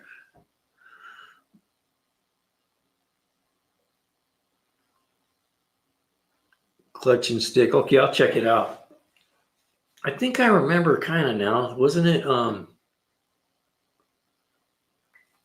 go check it out though. All right, I'll do that.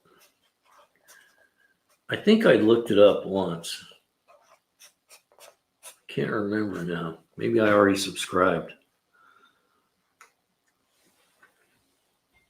But that's what a lot of people don't realize, when you got new creators is that, they're doing the filming, they're doing the editing, they're doing the the idea of what to do. And then, so they're a one-man band, to where these big channels that you see that are like doing great, they got like 10, 15 people working for them that's doing all the editing and the filming and all that stuff, so I just got through remixing the Romantics and Tom Petty and the Heartbreakers. Man, I love Tom Petty. Tom Petty's my favorite. I listen to Tom Petty probably like every other day. Hey, Frank. How you doing, brother?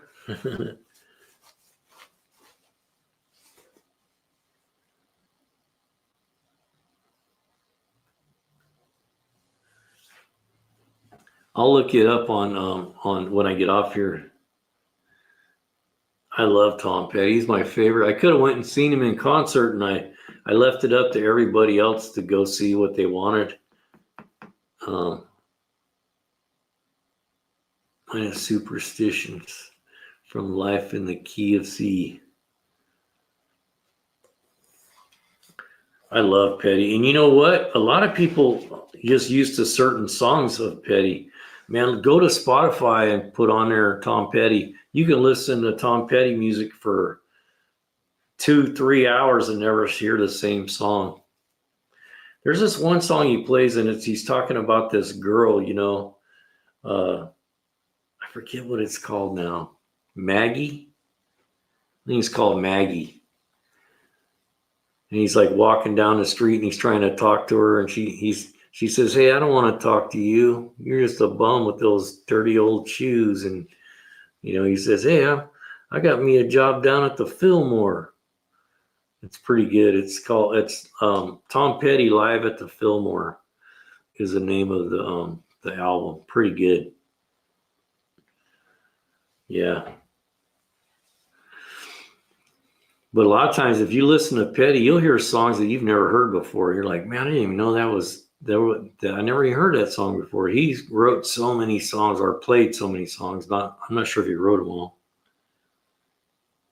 Tom ended up a traveling Wilbury. Yeah. Yeah. That's what it started out. Wasn't it him and Roy Orbison and the traveling Wilburys? Tom Petty was a man. It's my favorite group, man, of all time. I like this is a weird group that a lot of people don't listen to, but I love them, man, because I I love good acoustics is the Goo Goo Dolls. Man, I love the Goo Goo Dolls. They just don't have enough music. Tom Petty, you can listen to him for 3-4 hours and never hear the same song again. Tweeter and the Monkey Man. He did some songs with Stevie Nicks. Yeah, he did. Yeah. I think him and Stevie had a thing going. They sang that song Leather and Lace. I'll tell you another guy, man, if you're into guitar players, is that Lindsey Buckingham. You ever listen to that guy play guitar? Oh my God. Waylon and Willie and the Boys.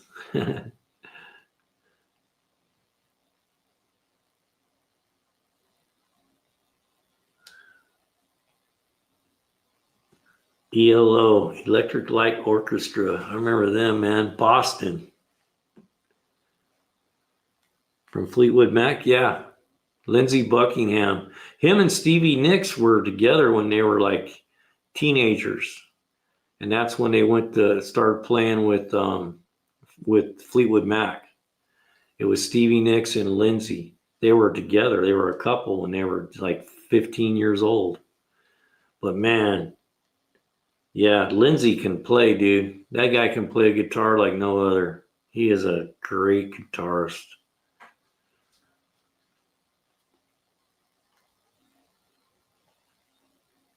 Tom T. Hall.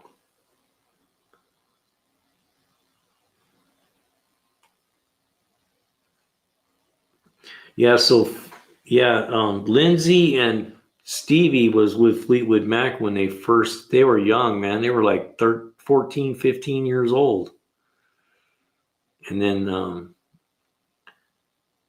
then Stevie went out on her own. I seen Mick Fleetwood.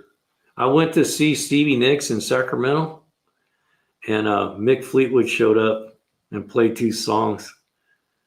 He's a hell of a drummer, that guy. Yeah. I think so too. Mick Fleetwood. Yep.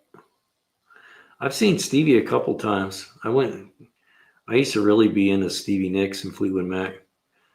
I've seen Stevie Nicks like 3 times, I think. But the one time I went to see her, I seen her with was it McVie? That was something, man. Yeah, I went and seen her with Stevie was there, McVie, and Lindsey. They were all there at the same time.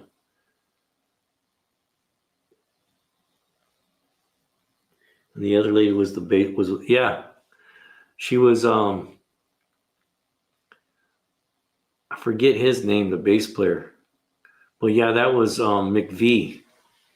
McVie was their singer before Stevie came around. There was a lot of tension between her and Stevie.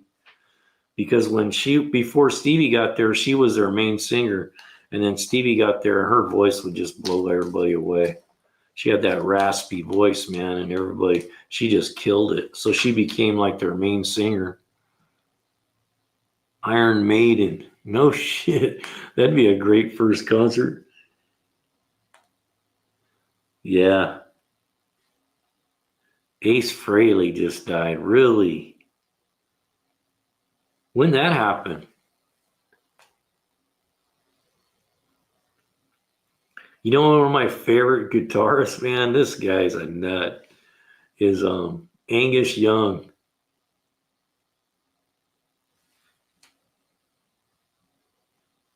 Yep. Yeah, I think so too. Rumors 2 weeks ago. Really? Ace Frehley, like he was a dude that looked like the Cat, right? He had like the thing going on. All the old rockers are dying, man. He fell from a fall. What did he fall from? Where'd he fall from? That's crazy, huh? You just never know, man. The Rumors album was the best album. I still listen. I got that on my Spotify. I probably listen to it every other day. It's a great album, man. I know every song on that album.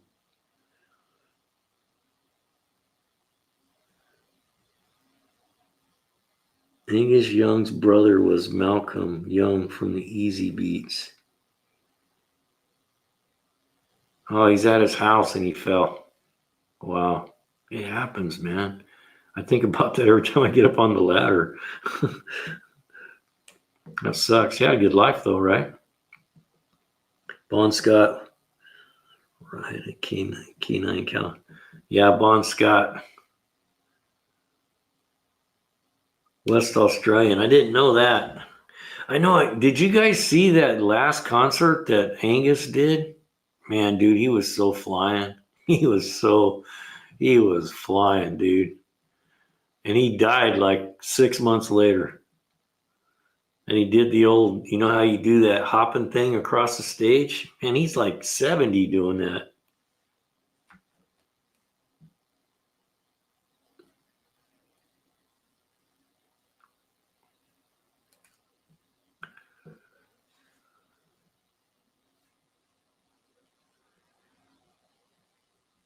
I used to live next door to James Brown's trumpet player.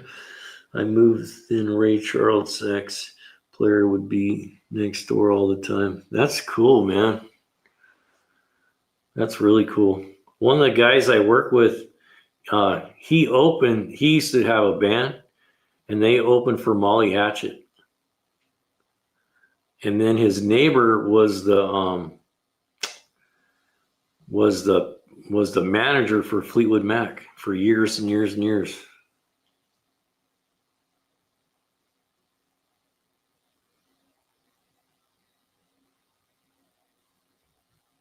Oh, really? They just did a statue of Bon there. We're losing all the old rock and rollers, man. It's sad to see because there's no good music anymore. You don't hear any good music. They don't know how to play. They don't know how to play instruments anymore. All they knew how to do is scream and yell and use their digital stuff to make them sound cool. There's no good musicians anymore. When I go to a concert, man, I want to hear the musicians. I want to hear the guitar players and the drummers. I want to hear the music. You know, I miss that. You know, I remember when I was a kid, man. I was like 17. I went to a Cheap Trick concert, not far from my house, and they had a after the concert party over there. Dude, man, it was like 30 blocks that they had all blocked off. Like 200K here, man. It was the craziest party I've ever been to in my life. It was after a Cheap Trick concert.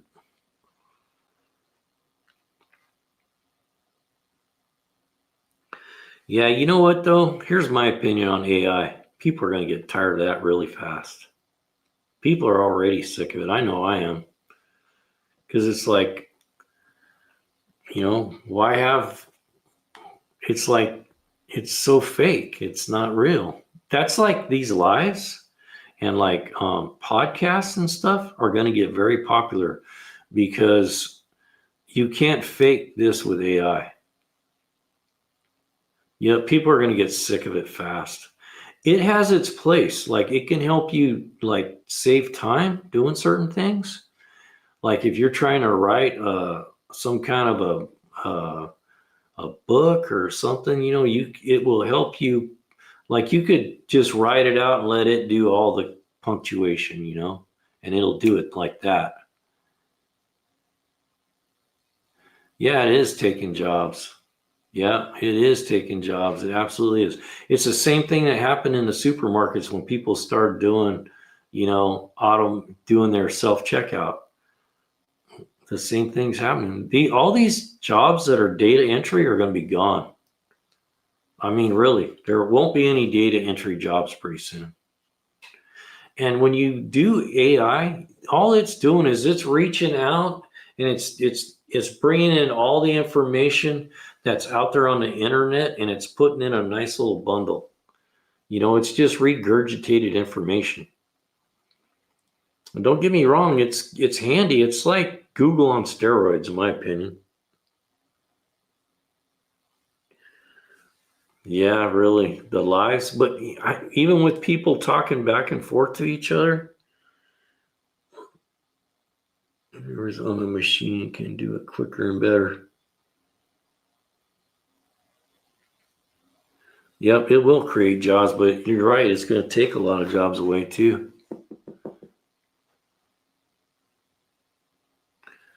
Yep, you can't take away manual labor, huh? I know. That's the thing about us mechanics. We're always going to be needed.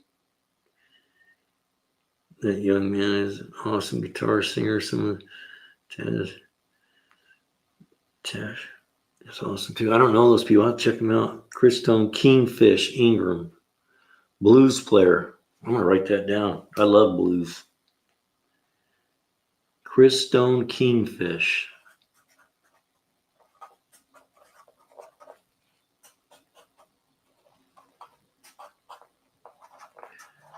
Hey, Clutch and Stick, you ever heard of a guy named Ry Cooter?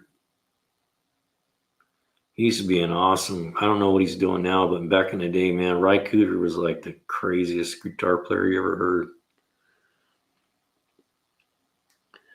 Brandon Taz. I love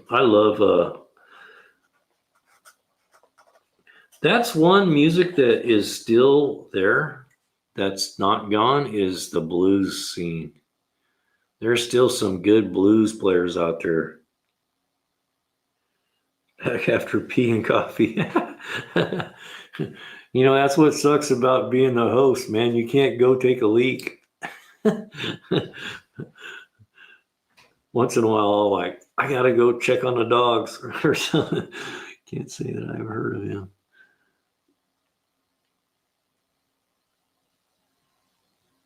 God, Zeppelin, man, I'm jealous. Okay, when I was a kid, my buddy's dad was a producer. Like he used to be into rock and roll, producing music. He had us tickets to go see Led Zeppelin. We were like, what were we, about 13, 14? And frickin' John Bonham died. We had tickets in our hand, and John Bonham died, and that was it. I was into Led Zeppelin.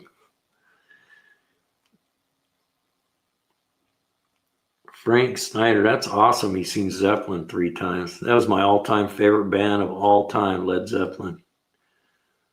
Moby Dick. You guys remember that song, Moby Dick? Man, you talk about a guitar solo. John Bonham, man, laid it down with that one.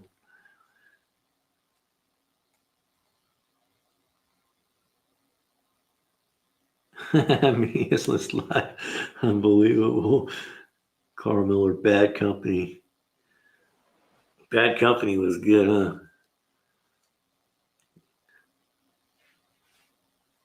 It's funny, man. You see all these young kids running around with the t-shirts that we wore when we were younger. I seen a kid a couple months ago. He had an AC/DC shirt on. I said, "Do you even know who AC/DC is?" He goes, "Yeah, I know who AC/DC is." I'm like, "Good for you, man." Were you much of a Tom Petty fan? Jason Moreland. We were just talking about Tom Petty. He's my favorite, man. I listen to Tom Petty probably every day, probably at least every other day. That's one of the things I hate about YouTube, man. They won't let us play music. It's crap. If you're over on the other ones, man, you can play music. I would love to play music on the lives while I'm doing stuff.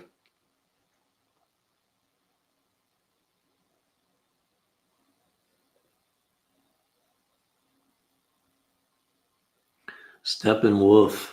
That was a good band, huh?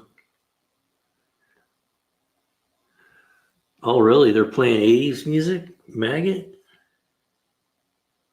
That's awesome, man. I love hearing that. Because I tell kids all the time, I say, you guys don't even know what real music sounds like. We've compressed the shit out of it so much that we don't even remember what it sounds like. Do you guys remember playing vinyl on a big ass stereo that you can hear 3 blocks away? I remember having a stereo so loud, we used to have to open the windows up because it'd break the windows. It'd shake the whole house. I don't care about monetization. Actually do it for the artists because people aren't thinking of their music as much. Oh, really? So you just play it anyway, huh? Just don't worry about the monetization. Well, you know what? The monetization is not it's not where the money is anyway. It's chump change compared to what you can make doing affiliates. My daughter, man, she grew up listening to Leonard Skinner. She's a Leonard Skinner fan to the max. Yeah, hang on to those records out. Vinyl's coming back. Thing is, people forgot what vinyl used to sound like.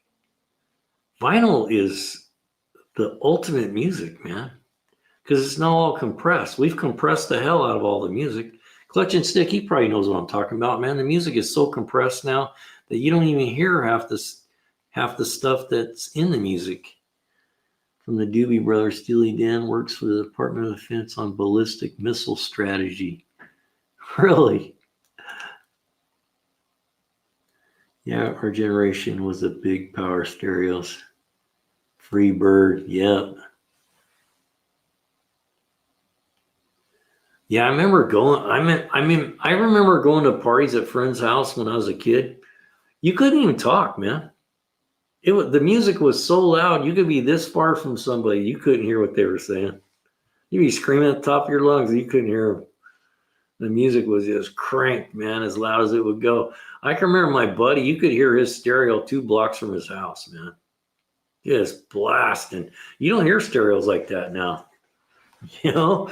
Oh shit, I almost dropped my phone. Came close. That was a good catch for an old man. Yeah, I remember going to this house and man, yeah, they're gonna start printing vinyl again. Stereos would be crazy. I started looking for the old stereos years ago. They're hard to find.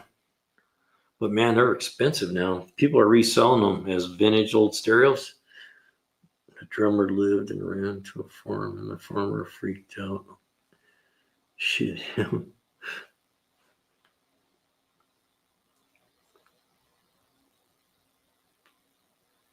Jason Moreland, man, that's freaking cool as hell, dude.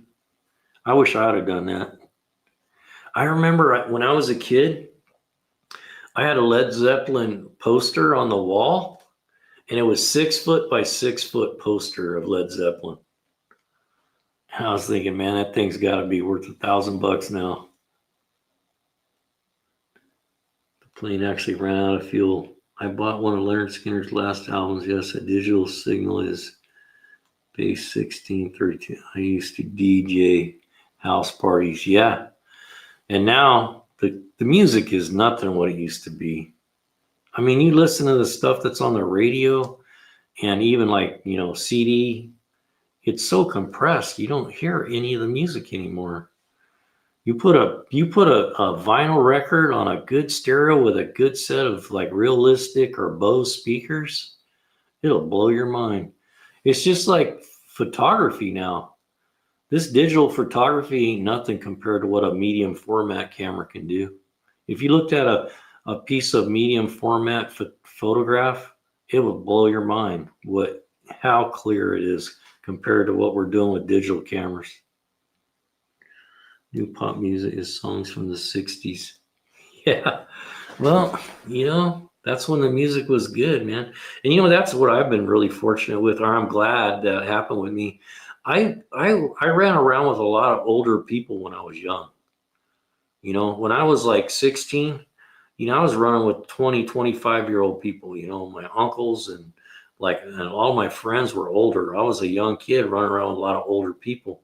And so I heard a lot of the old music that a lot of people my age don't even know exists.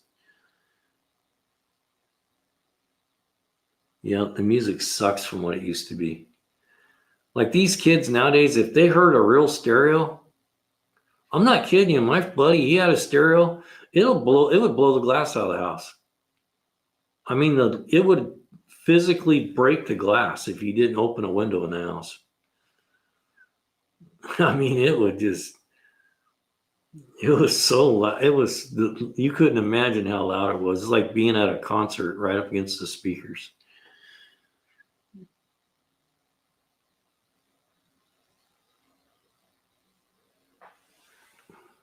Yeah, it's amazing how we've gotten used to accepting such, everything we do now. We're accepting whatever, We forget how good it used to be.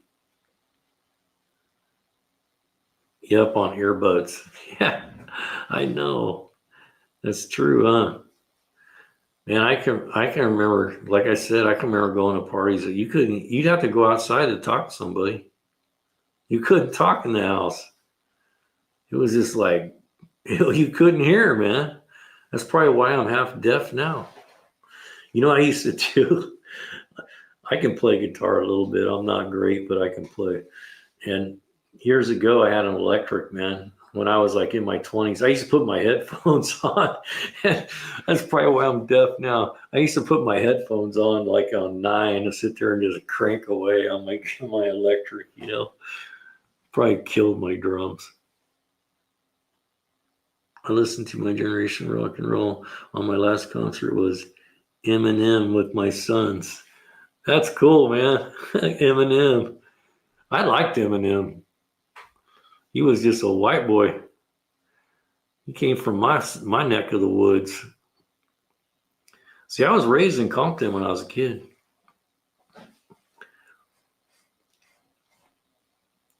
I come from the hood. The younger kids are learning about those old bands from video games like Grand Theft Auto, but you suggest they listen to band XYZ, they'll call you a hater. That's funny, man.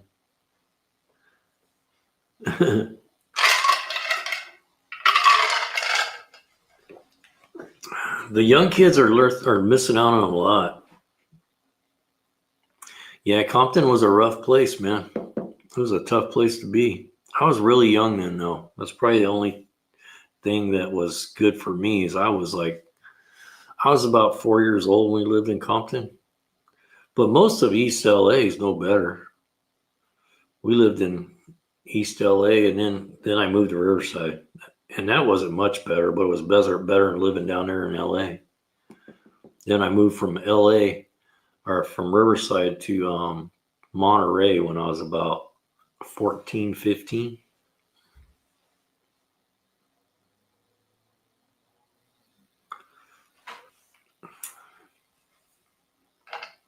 Nowadays, though, man, the kids are missing out on so much. They don't have no childhood anymore.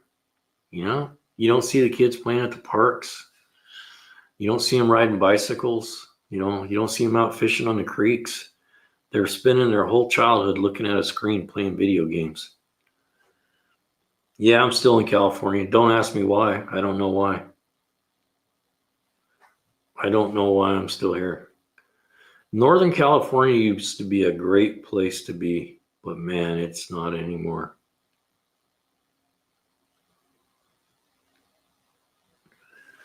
Yeah. I've been thinking about leaving here for about 10 years now. I'll freak you guys out, man. I just got my PG&E. I paid my PG&E bill for 2 months, and I paid my water bill for 2 months, and it was my PG&E was $1,069, and my water bill was $600.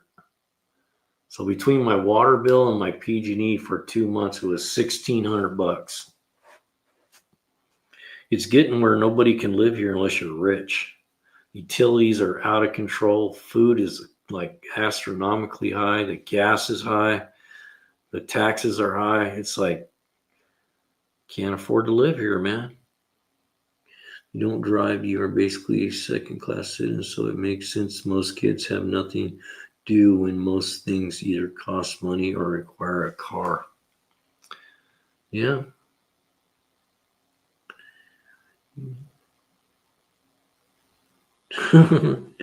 Same here, bro.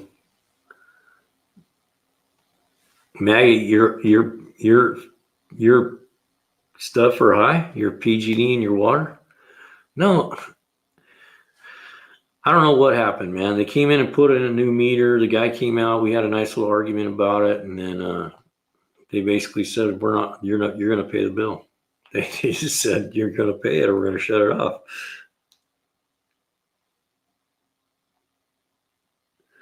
Really, 150 for your PGD and your water? It was some bull crap that went on. They tried to say that I used 44,000 gallons of water in August. And I have a third of an acre and I grow a big garden, but everything's on drip, and I told them, "Man, I can't believe what you're saying." Because my meter wasn't working right. So they came out and put a new meter in. And now they say that I owe like $600 for water. I'm like, "There's something wrong with that."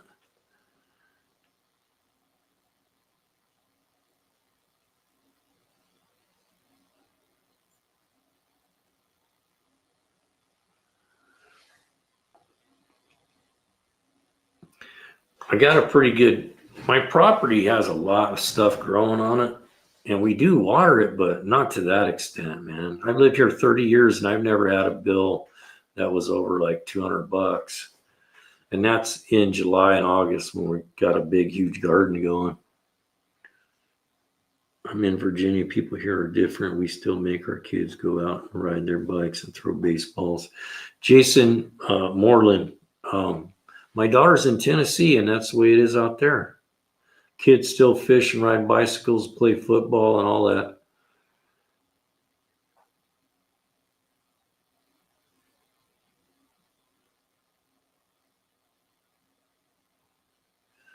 Yeah, it's a bunch of rip-offs, man.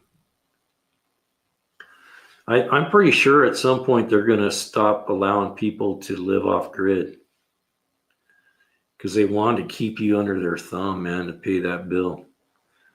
Is much the same, but from what I have seen in southern and western states, pretty much boned if you don't drive. Yeah, it's hard. You're kind of boned if you don't even have if you don't have internet anymore. You can't apply for a job without the internet now. Go try to apply for a job without having an internet service or a cell phone. You can't even apply anywhere anymore. Yeah, Frank, they asked me that, and I have a pool, but it's just like a little tiny Walmart pool. It's like, it's like 3,000 gallons, and we fill it up once in the beginning of the year, and then we just top it off when we need to, which isn't very often. It's such bull crap. I had a nice little argument with them before it was over with. We're not friends. I just called the police and asked for a job. Yeah, I used to work construction, man. I can go get a job anytime I want to. Just go on a job site and say, "Hey, you guys need hot care?" "Oh, yeah, you bet." Tennessee's nice, but man, the weather sucks in the wintertime. And it's humid as hell in the summer. That's the thing. The only thing California has going for it is we have great weather. Compared to the other states, California has really nice weather. We don't get any rain during the summer. Or we don't get any rain after about mid-June. So June, July, August, September, it doesn't really start raining until about now. It only rains like a few days, and then it's getting ready to start raining. Usually around October 31st is when the rain starts. Yeah, I know they did. But I know my meter wasn't working for about 6 months because my bill, man, it went from like 100 and something down to like $20 a month. I said, "There's something wrong with that meter, man," because we were watering heavy and the bill was like $20. So I figured, well, we're even now because I got about 4 months worth of free water from them. Yeah, the weather's nice. San Jose's in a nice area too.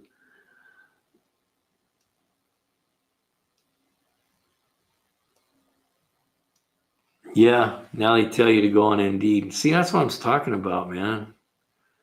trying to get a job is different than when we were kids. You used to have to go down there and show up 10 times, get up early, go down there.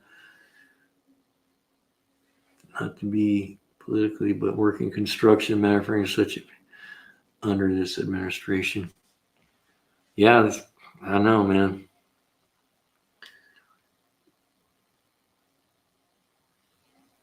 Yeah, in Virginia, it's starting to get cold.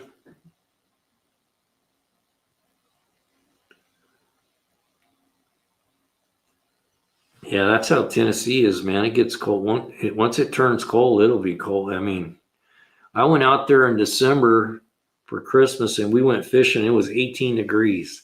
I'm like, no, man, this is not fishing weather. What is a good trade to work in?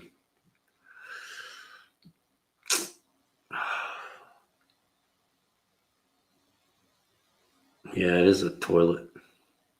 What is a good trade to work in now? I think the best thing you can do nowadays is work in some kind of trade where you can start your own business. You never get rich working for somebody else, man.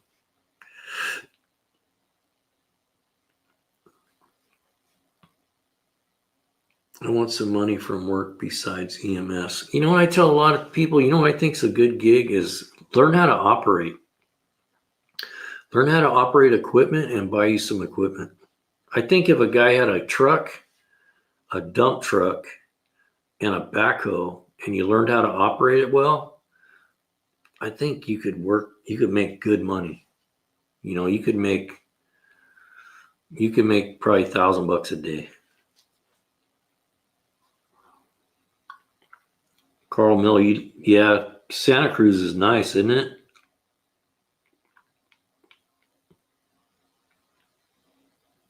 It's hard to find work now when all you can do is get on the internet. I mean, how do you stand out amongst the next guy? By a resume? That's all they're looking at. And where I work at, we can't find people to hire that are worth a damn. I mean, we went through so many people trying to find people. Yeah, running internet. Yeah, cable.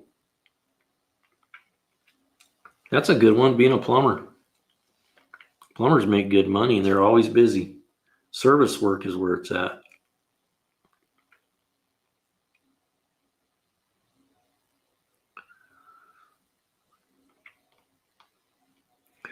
Carl, here in Colorado, we have 6 months of hot weather and 6 months of cold weather. Yeah, it gets hot there, huh, in the summertime.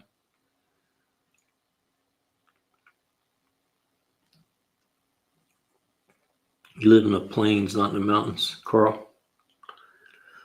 My granddad worked in the Nabisco factory and the vacuum factory.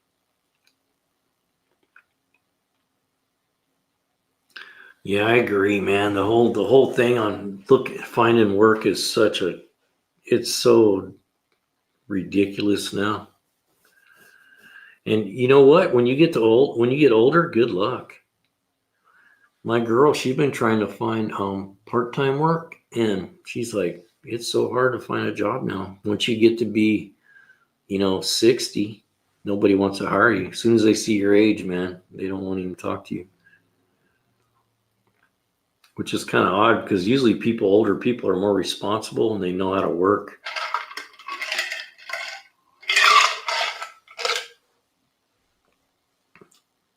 Both those factories closed.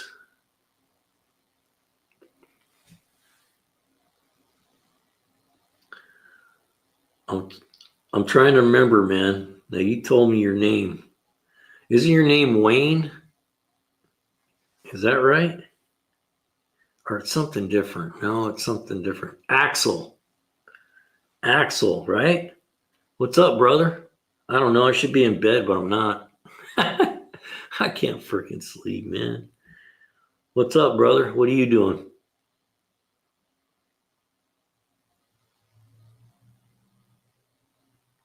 Jason Moreland, man, you're in a group of people that a lot of us are in that situation. I worked for the same place for 25 years. My back is toast, man. I'm glad I kept it all them years, and I do have a retirement, but it's not enough to live on. Jason Moreland, what kind of work do you do? Yeah, it's worked in garment factories. Axel, that's what I thought. Good job, Maggot. That's what I thought. His name's Axel.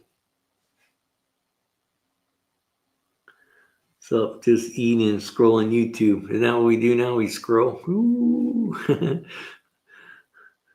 Beer companies don't want old people because of what insurance changes them to cover us. Yeah, I know. But it makes it really hard for people that are getting older and they're trying to pay their bills. That's why you see so many people homeless that are older. A lot. I think that's a big part of it. You're getting a lot of older people that can't find work.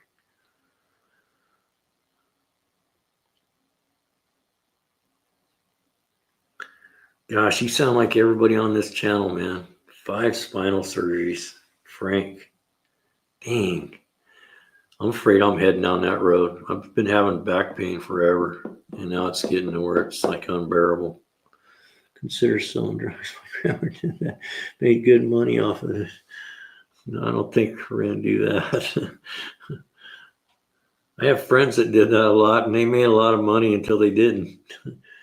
Working a fiber machine operator.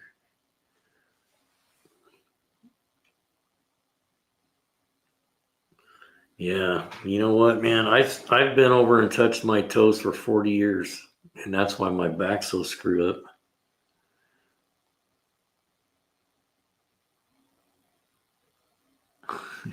You sound like me, Maggot. I'm like, my body makes all kinds of noises. That's what my lower back sounds like. It just crunches. 4 knee, right shoulder. God dang. See, we gave our bodies up for money.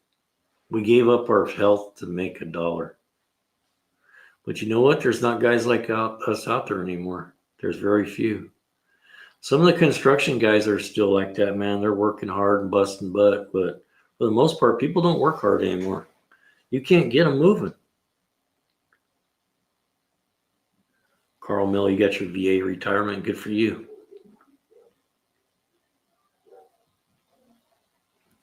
Yeah, I'm lucky to have a retirement. It's not enough, you know.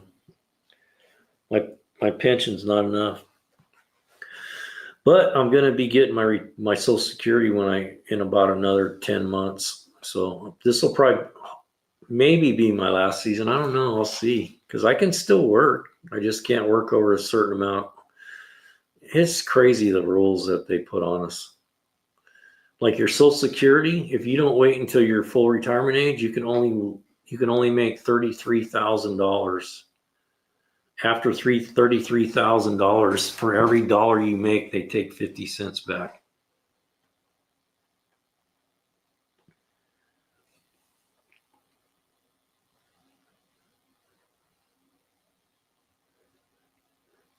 Sometimes I think I'm going to the woods with a dog, spend my life building and hunting. That was my dream when I was a kid. I was going to go live off the land. You don't get old age pension here until you're 70. So right now, I think full retirement for me is 67, I think. But I'm just going to take it at 62. It's stupid to wait. You don't gain anything. They sell people on this pitch. Well, if you wait, then you'll make another $150 a month. But you know what? If you wait 2 more years, you've given up $25,000. How long is it going to take you at 150 a month to make back that 25 grand? It's stupid. People don't know how to do math anymore. As soon as I turn 62, boom, I'm there. First day I can file, I'm filing. Carl Miller, yep, 35 years of wrenching. You know what though? Go walk around in some shops and see people that's been doing this. Every freaking guy that was in my shop when I retired, every single guy in our shop had their knee operated on. Every single one. There wasn't a guy in our shop that hadn't had knee surgery. Jason Moreland, I'm only 42 and I feel 52. I'll give you some advice, man. Start stretching. Stretch every day. It's the best thing you can do. Me too, man. I'm all screwed up. I'm lucky to keep riding my bike. My neck screwed up, my shoulders, my knee, my back. I'm falling apart, man. I just keep doing it, man. I just keep the old man out. I'm just like, I'm not letting it in. I'm gonna go till I drop. I'm gonna go till I can't stand up. I retired at 50. I gotta grow food, fruit, or it's not happening. Yeah, it's the way it is here, man. You know, I tell people, man, growing your own food is like printing your own money. I grow a big garden every year because the cost of food is so crazy now, and it's so much healthier for you anyway. I retired at 50 and went back to work. I got to go back to work on Monday. Monday being my first day back after 5 months off. BPC 157 peptides. What is that about, Maggot?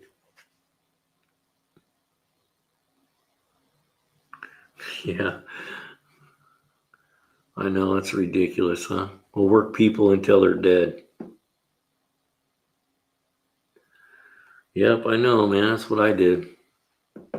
What's crazy, you wake up someday and you're an old man. You're like, what the hell happened? Who's that guy? Where'd that guy come from? What happened to that 25-year-old stud, man? I just keep going, man.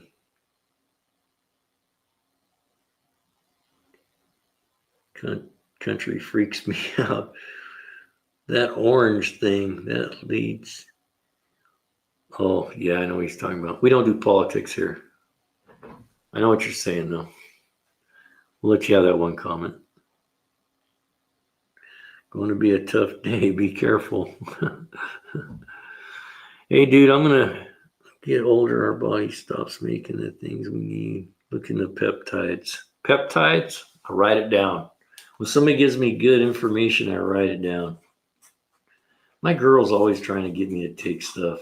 She's always got something going on. She's like, take this, spray this on you, do this, rub this on you. Like, I don't know, man. I wonder sometimes. Well, boys and girls, I'm going to hit the sack, see if I can get some sleep.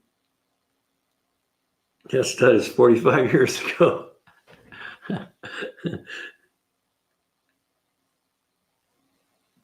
Yeah, I agree, Jason. I say that all the time. Whenever somebody gets started, and I'm not rude about it. I'm just like, hey, we don't do that. And if they carry on, then we just throw them out. Because politics just creates problems, man.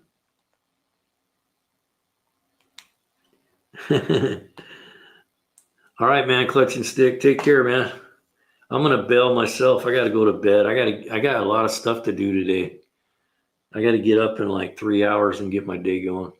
Hey, thanks for joining me today, guys. Hey, if you haven't subscribed, give us your sub. And if you guys would, before you leave, go check out the links that are in the description, and you might see something there you want.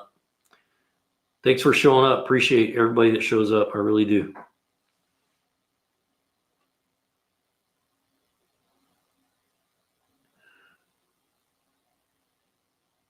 All right, man.